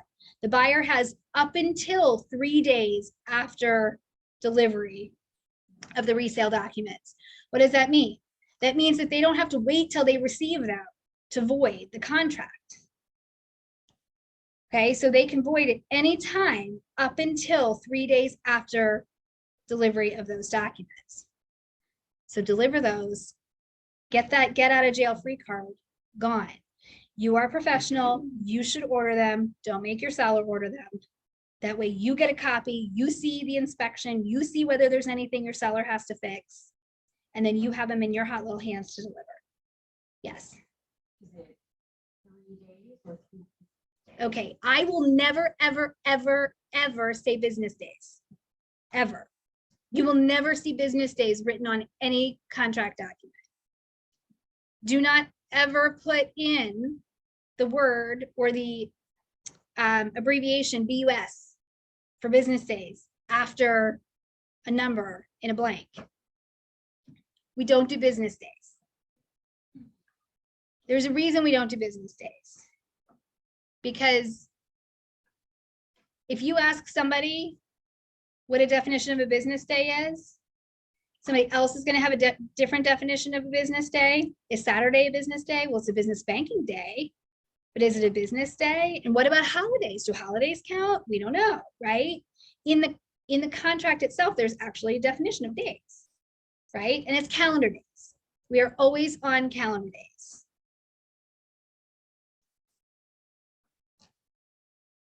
So keep that in mind when you're looking for your dates, when you're filling things out. Usually around Labor Day, I guess everybody's soaking up the sun in the middle of the summer when they're writing their offers. Along comes Labor Day, and there's a lot of contracts I see that have Labor Day as their closing date. So always look at the calendar. I had a couple that had Monday as their closing date, right? I mean, it's a new holiday, right? Juneteenth, our office is closed. And they had that as the closing date, which actually means today is the closing date, which most don't understand. They think it's the next business day. It's really the previous. But in terms of closing, business days are just Monday to Friday. Yes. And it specifies that because the title companies aren't open on the weekends, they can't record on the weekends. It has to be a date that they can receive wires, and it has to be right. It specifies that in the paragraph, but it's not necessarily business days. It talks about excluding, what it says is excluding weekends and holidays. So it doesn't actually call it a business day. It says excluding weekends and holidays.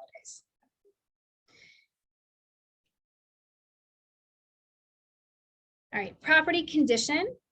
So this paragraph talks about whether or not it's exempt from the D4 disclosures, right? The D4 Disclosure Act. Very rarely are you going to have a property that is exempt.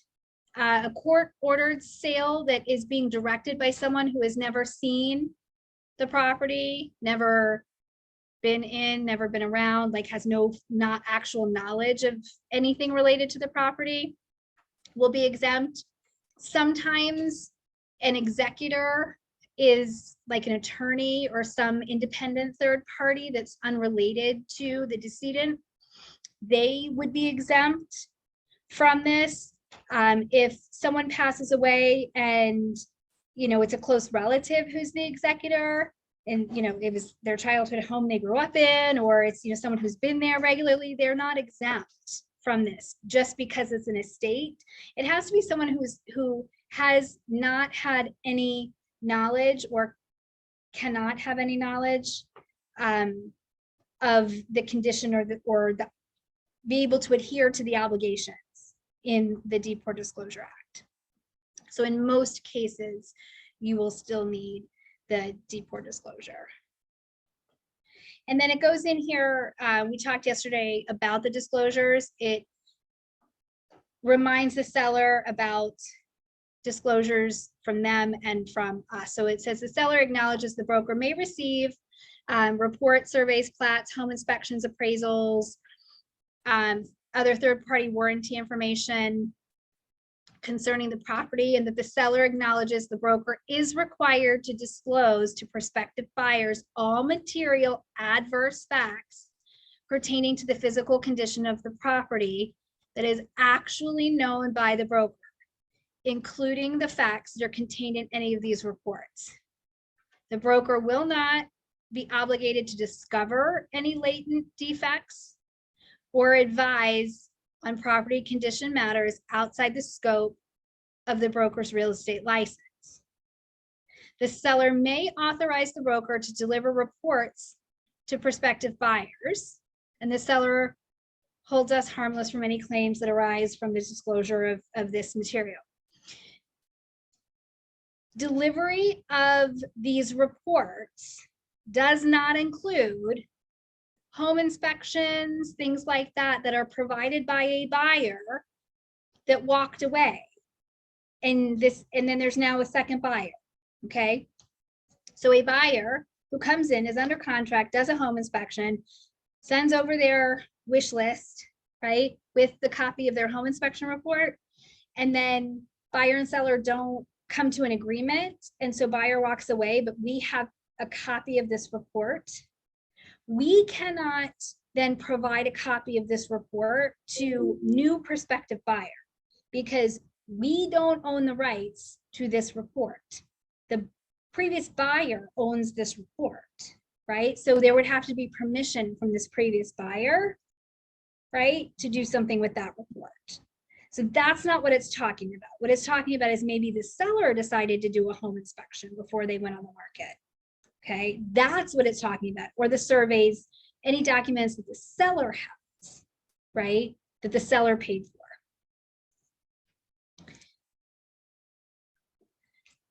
Lead-based paint disclosure. So if a property was built prior to 1978. Okay, so not in 1978, prior to 1978. So up until December 31st, 1977. Helen, you have a question. And maybe this was just the previous broker's idea. But we always included,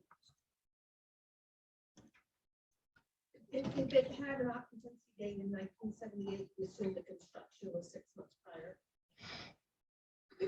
So we kind of erred on the side of caution for 1977. So we go with it, what the tax record says as year built.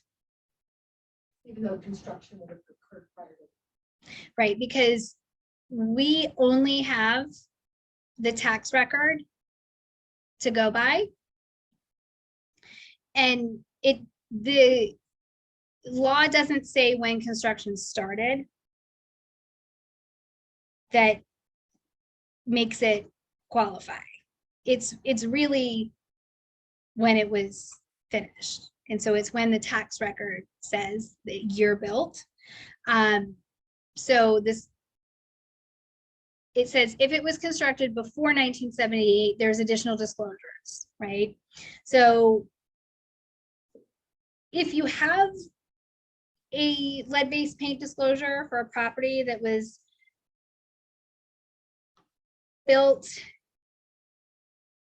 in 1979, 1985, it doesn't matter, right? It doesn't hurt anything. There are some brokerages that require it on everything, and it's fine. It doesn't hurt anything, but it's going to be required, right? If it was built before 1978. And we have the document for the disclosure in our package. The next section is current liens. It goes from page 8 to page 12. What this talks about is whether or not basically the title is, free and clear, and whether they're able to sell the property, right? So is the property encumbered by a mortgage or deed of trust? Do they have a loan? Or is it paid off? Yes or no? So if you check A, then you're not going to check B, C, or D. But if they have a mortgage, then you're going to check B and you're going to fill it in, right? What's their loan balance? What type of loan do they have? Do they have a second trust? If they do, you're going to fill in C.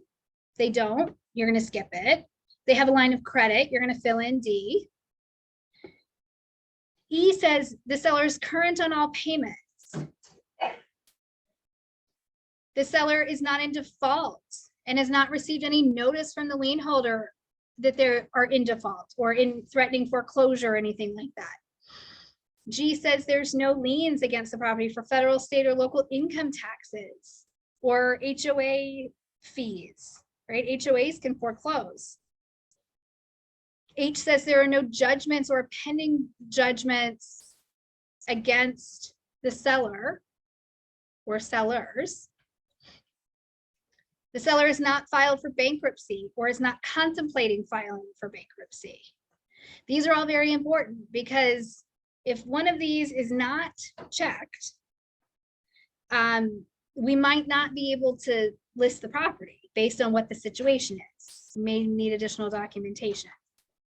So when we're looking in compliance, this is one of the sections that I scroll through. And if it's blank or a couple of things are checked and then a bunch are not, then I'm going to return it and say, hey, is this correct? We might need to have a talk. Does the seller agree to offer seller financing? Most cases, no. Closing costs. This says that there are fees that are billed to the seller for grantor's tax. There's some legal fees like for deed prep, releasing the liens and encumbrances that are on the property. Those are charges to the seller. Is there an estimated cost of settlement form attached to this listing agreement? If you mark yes, then I expect it to be included when I'm reviewing in compliance. I always expect that a seller is receiving the net sheet. Regardless of whether you include it with this listing agreement document or not, the seller should always be receiving the net sheet. There should be no surprises later. The document that is in our Facebook groups that has the 3 columns, right? So you can give them 3 different options on up front. Okay, if we sell for this price, this is what your net is. If you sell for this price, this is what your net is, so that they can have conversations up front so that they know where they're comfortable before they ever get an offer. Seller proceeds. The seller is acknowledging that the proceeds are not going to be available at the settlement table, but keys are given to the buyer at the settlement table. Okay. They will not get proceeds until after the deed is recorded. Okay, the title company has 48 hours to record the deed and disperse the funds. after closing.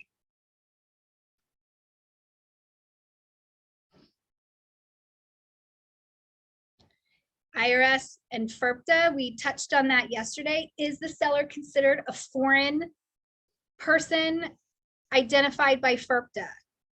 So that means, is that withholding going to apply?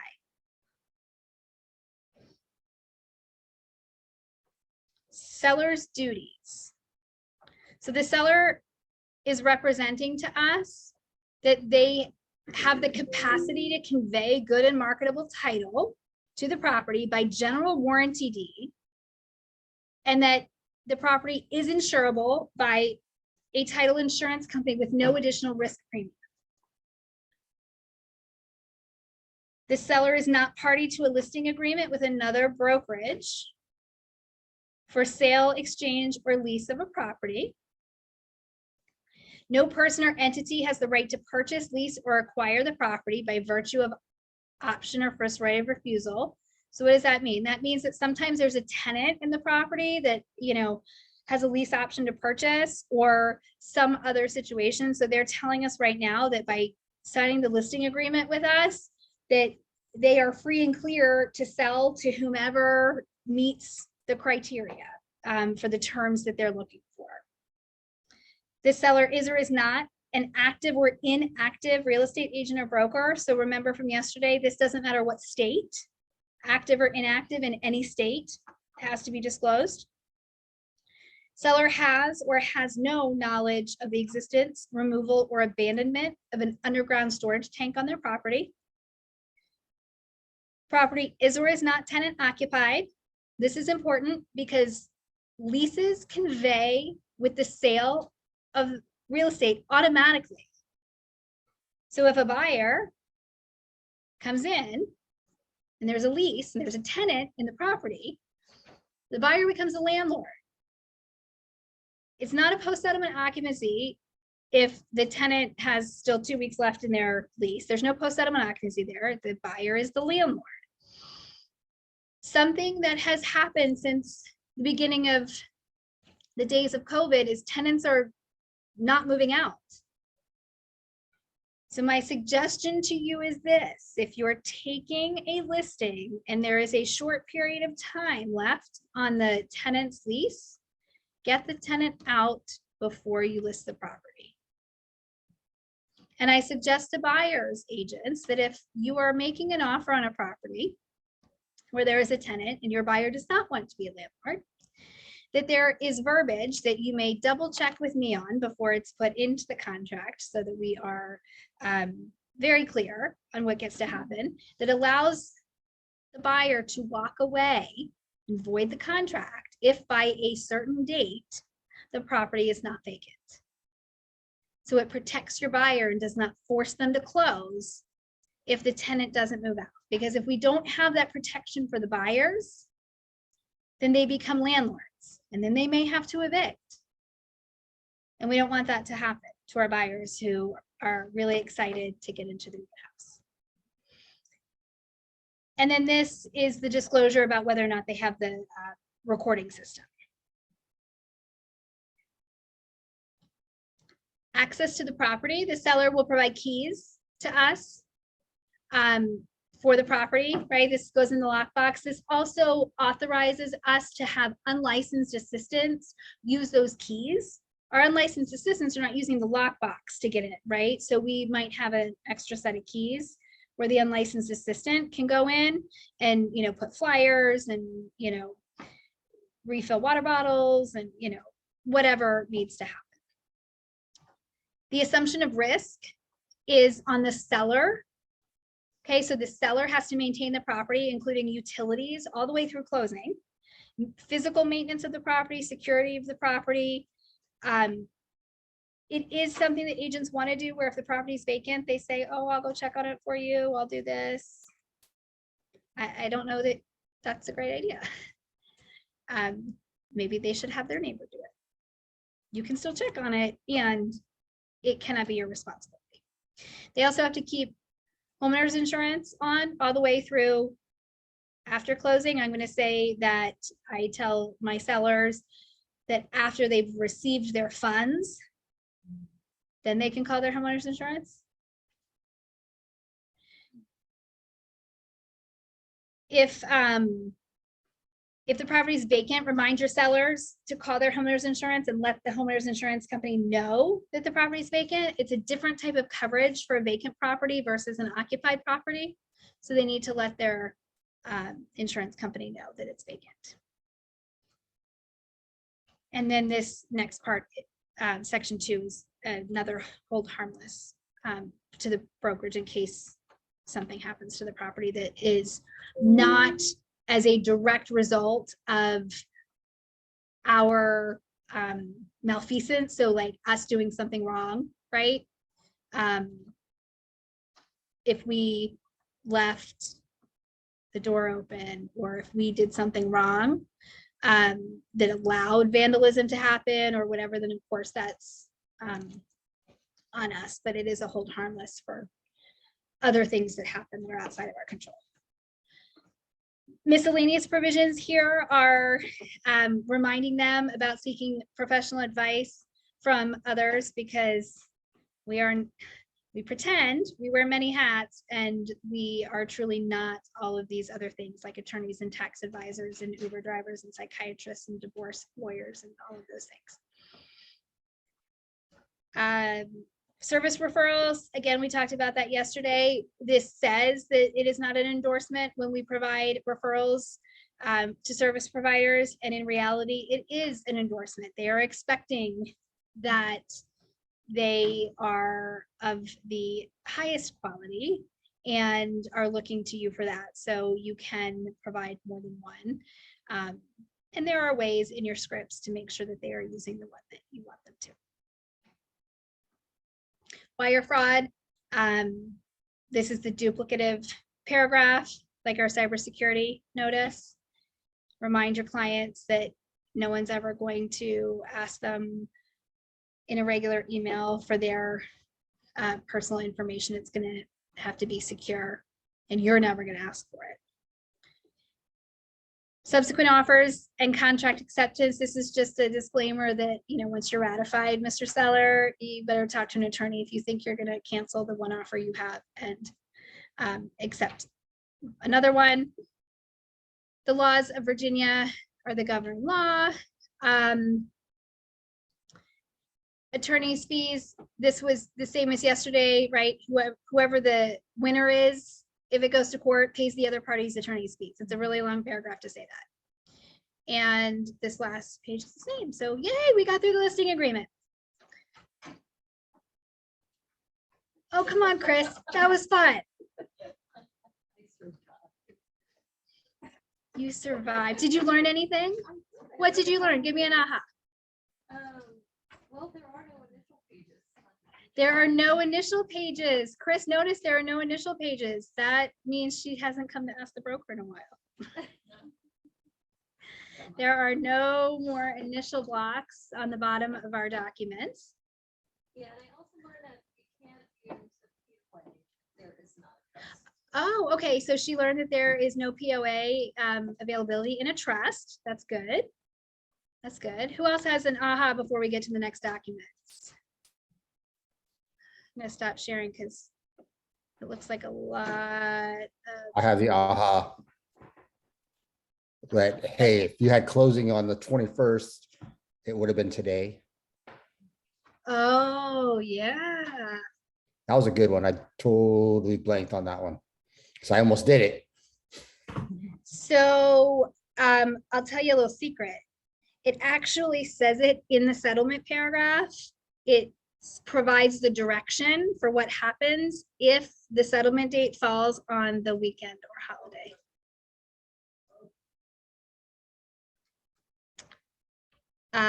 What else? Another aha before we get to the next? The business days. Did you like how I was like, don't ever do that? Oh, and that the agent can't cancel a seller. Oh, but I can help you cancel a seller, don't you worry.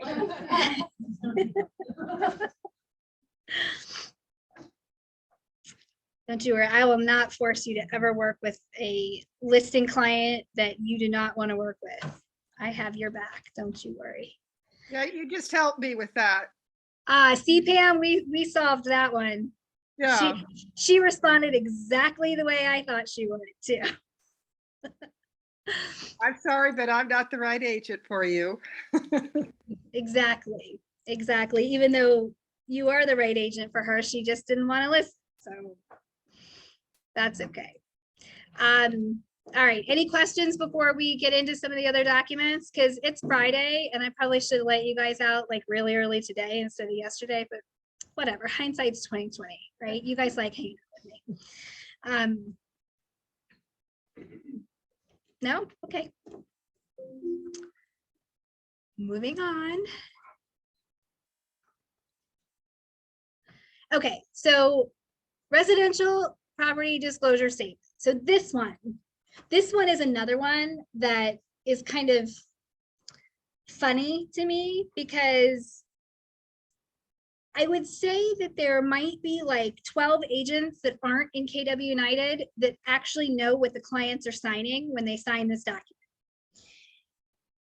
This document says that when they sign, buyers and sellers sign, it says that they have been advised of their requirements under the Property Disclosure Act. This is not a document that says I'm the seller and I don't have to disclose anything to you. And the buyer saying, great, you didn't disclose anything to me. Perfect. And we move on. That's not what this document is. This document is saying that each party has been advised of their responsibilities and the rules under the Deep Port Disclosure Act. So if you go out in the public and talk to other agents and just want to, I'm going to date myself. Some of you will maybe appreciate this.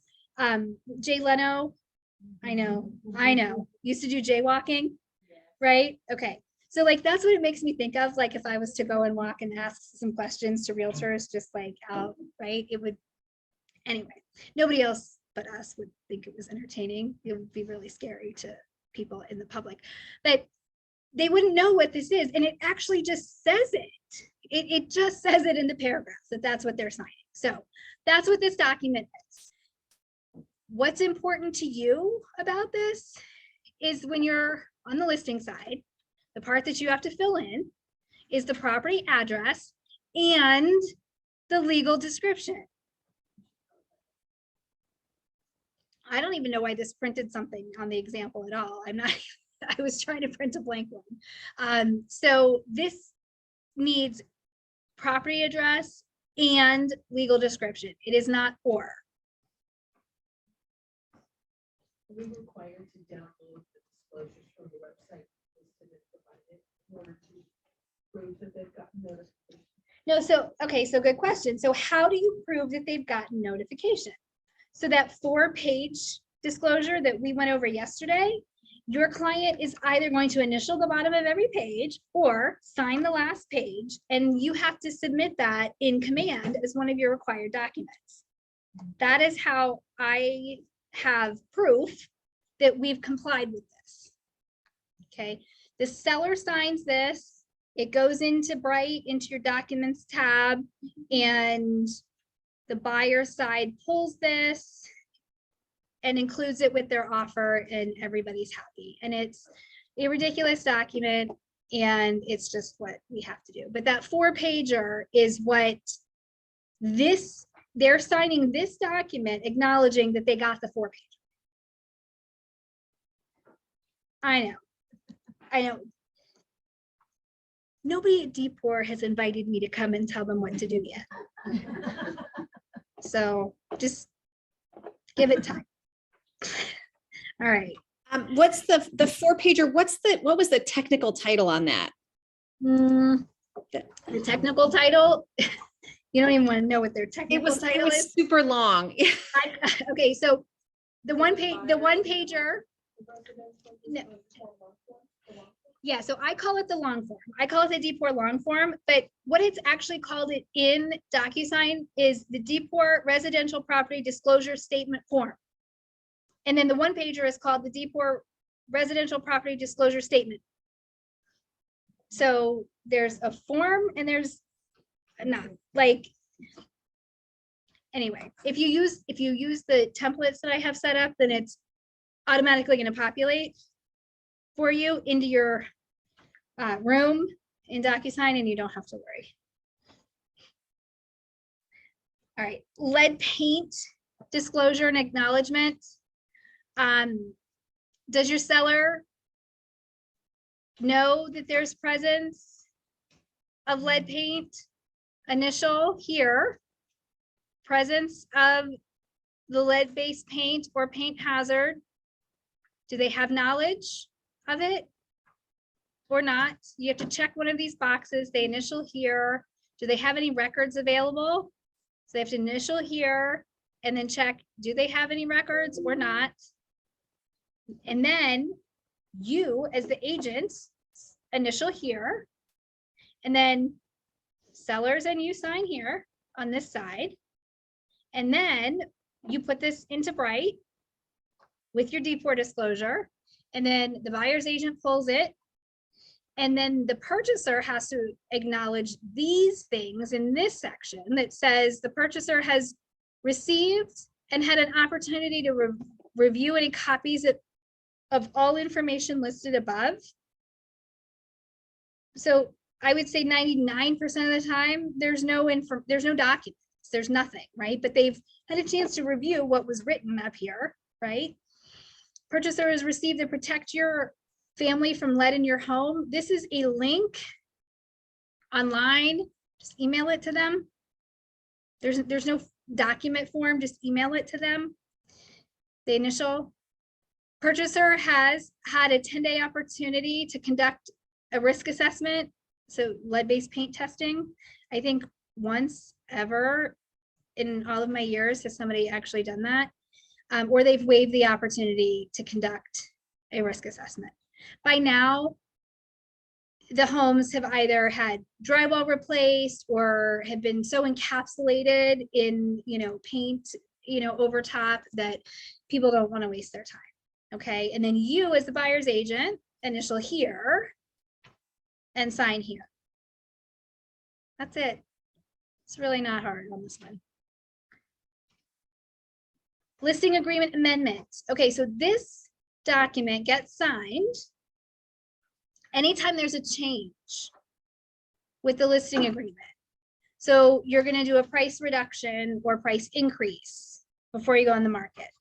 If the listing agreement period changes, if the on the market date changes, if there's something else that changes. So in other, what could go in other if conveyances change, if the commission changes, if anything else about the agreement changes, that goes in other. If there's this, if your client wants to put it in active under contract instead of pending, that would go in other.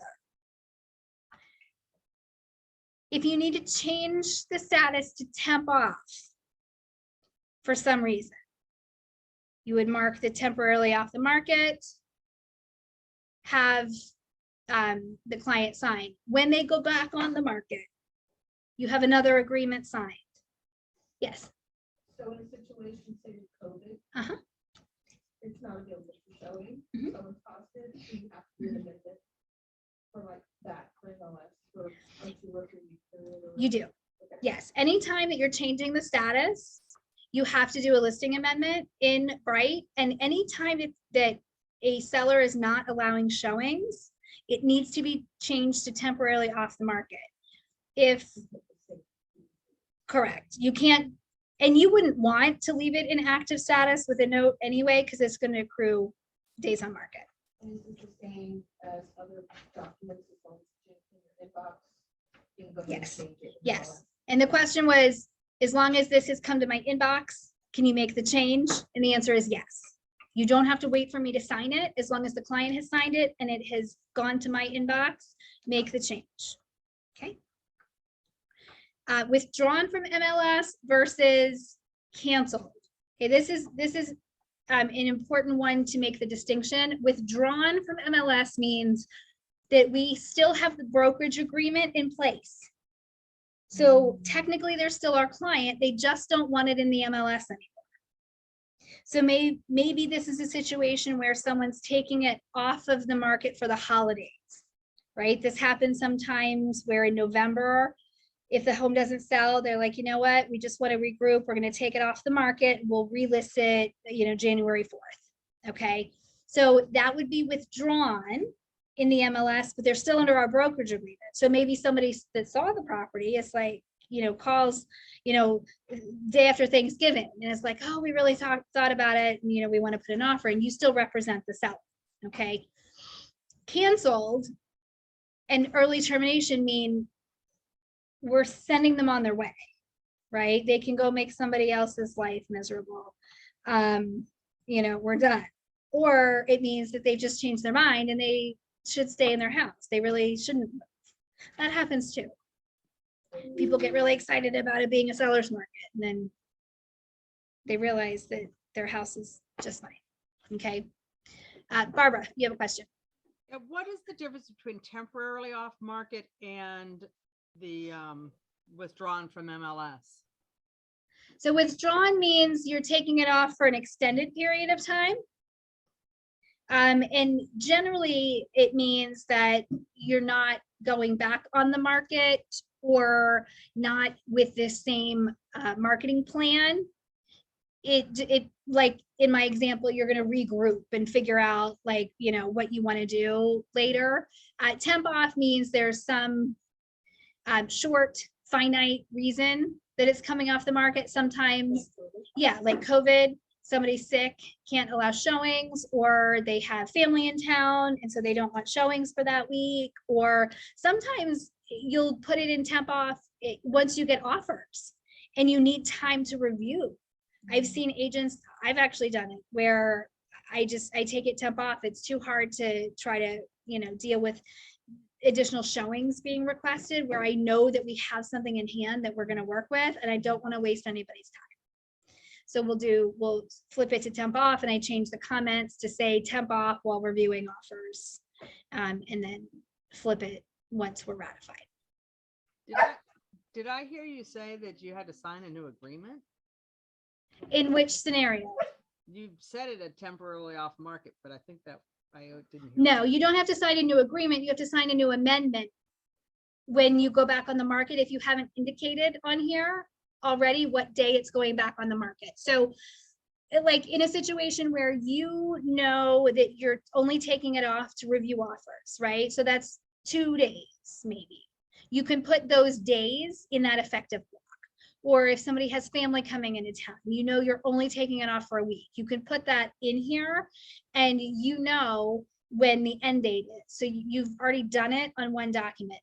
But if it's indefinite, like someone's sick with COVID, they don't know when they're going to test negative. So you're going to say the effective date is today, and then you have to do a new amendment once it's confirmed that you're going back on, because you don't know what that date is. That paragraph also says suspend or work. So, a lot of different websites. No, you're just not going to be, sending emails out, advertising the property. You're not going to be posting on Facebook, where it's syndicated, it's syndicated. Like you don't have to go through all of that. Okay, this document is information for the listing agent to fill out to help a buyer agent submit a clean offer. So I have seen some cover letters that make me nervous about what's put in the cover letters that go with offers. So I really like having these types of documents, and next week I'll show you what the cover letter looks like. But we're trying in the forms committee to give documents like this to the membership so that you don't have to reinvent things and accidentally get yourself in trouble, right? We want to provide the document so that it's easier for you. So this one is so that the listing agent can fill everything out to show the buyer's agent what to put on the contract. So how are the seller's names on the deed? How do I fill out the seller section for delivery? Right? Do I just put the listing agent's email or do I, put something else? FERPDA, right? That's left blank a lot. So how do we fill out FERPDA? Is it a 1031 exchange? Is anyone a licensee? Do we need to know? The legal description, tax information, what are the utilities? Who are the utility companies? This is nice if you're the winner, right? So then your client knows who the utility companies are so that they can call and set those up before closing. Conveyances, right? This is filled out so that you know how to fill that out in the contract. What conveys, what doesn't. This is going to match your listing agreement. In DocuSign, if you're filling out your listing agreement, this should carry through, right? So you're not having to reinvent the wheel. Things that these should match, right? And how things are filled in. The brokerage information. In case you guys didn't know, you can look up all of this information in the brokerage section to fill it out completely if the listing agent doesn't give it to you. You have the access to all of this information. It just takes a few minutes. Don't leave it blank. That also separates you from being a professional and not when you leave things blank. So you can look up on D4 the listing agent's license number and then click related licenses and it gives you the firm number. Super cool. You can look up their MLS agent ID and broker code right at the bottom of the listing.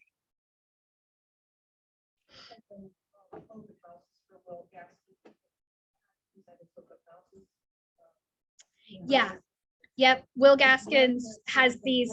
Yep. Has these in his package at open houses for agents to take.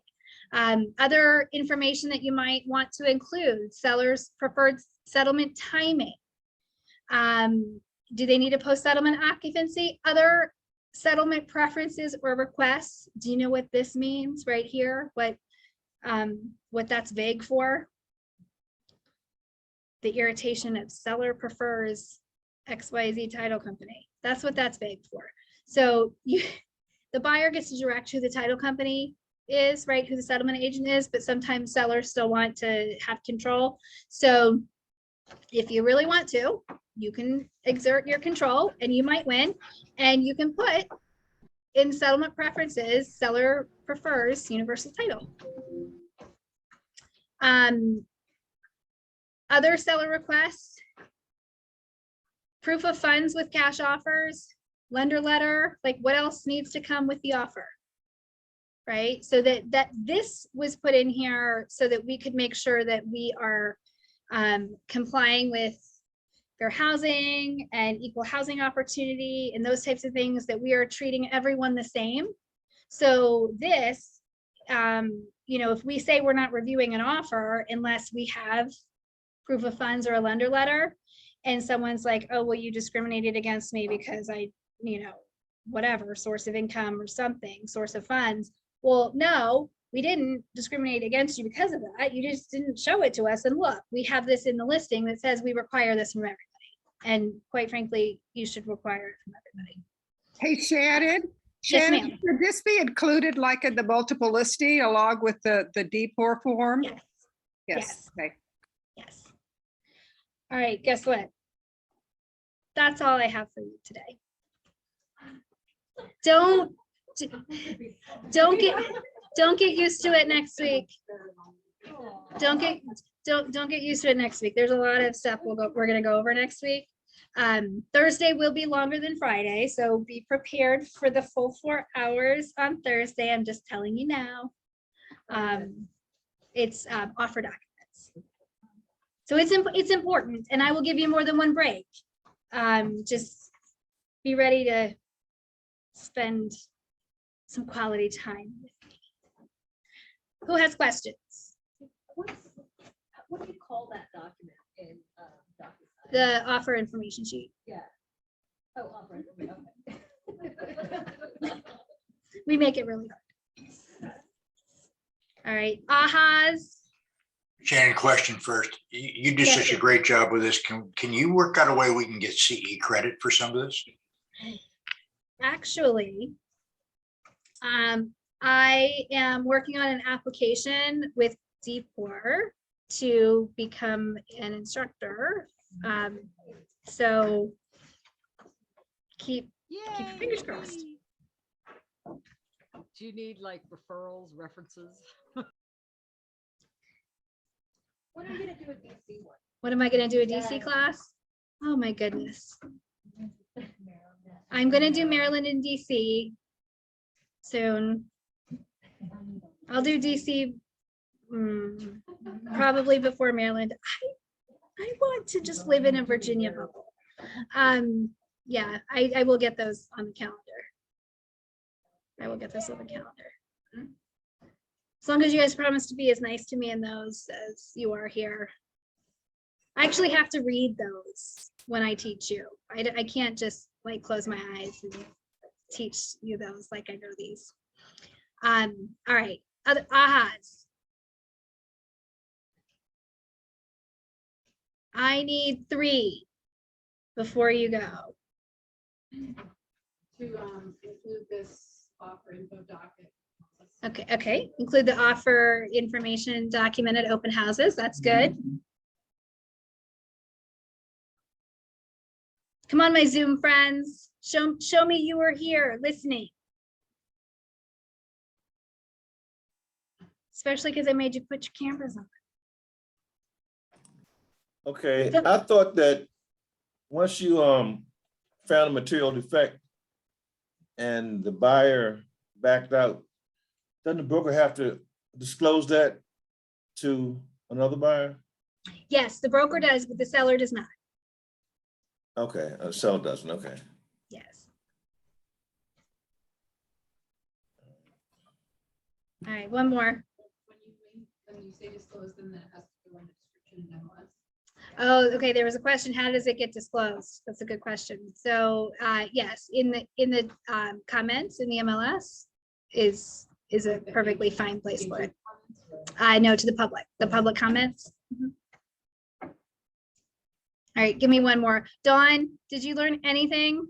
I love the fact that you're here. You're like the most well-versed in this. You could be teaching this. Did I give you anything? I don't think there was any one thing that jumped out that I didn't already know, but the concept I have seen, I mean, you piqued my interest with the variable rate commission because I have often suspected that in conversations with agents. I've never really pushed the matter and I've never really asked the question. So it sounds to me like in order to, it sounds like that piece of it, along with the block that indicates that you can disclose whether there's other offers. So when you said that, I immediately thought of agents who, one, automatically choose not to be allowed to disclose that because they don't want to give out that information.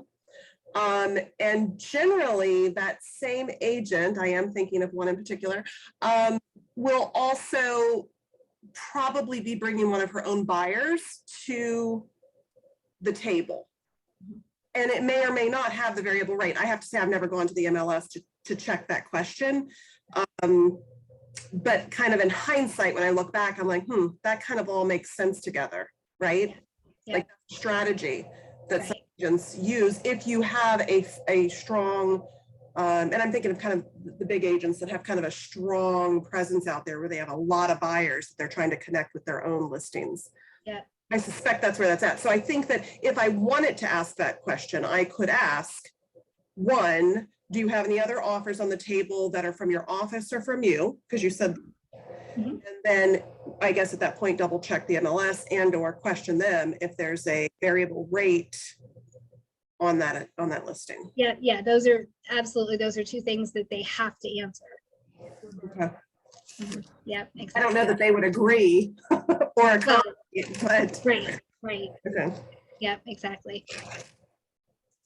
So is the variable rate, will that be listed on the MLS? Yes, it is. It has to be included.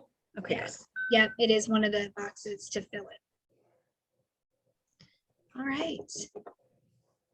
Well, it's 2:49. Was that a minute before yesterday? Wow.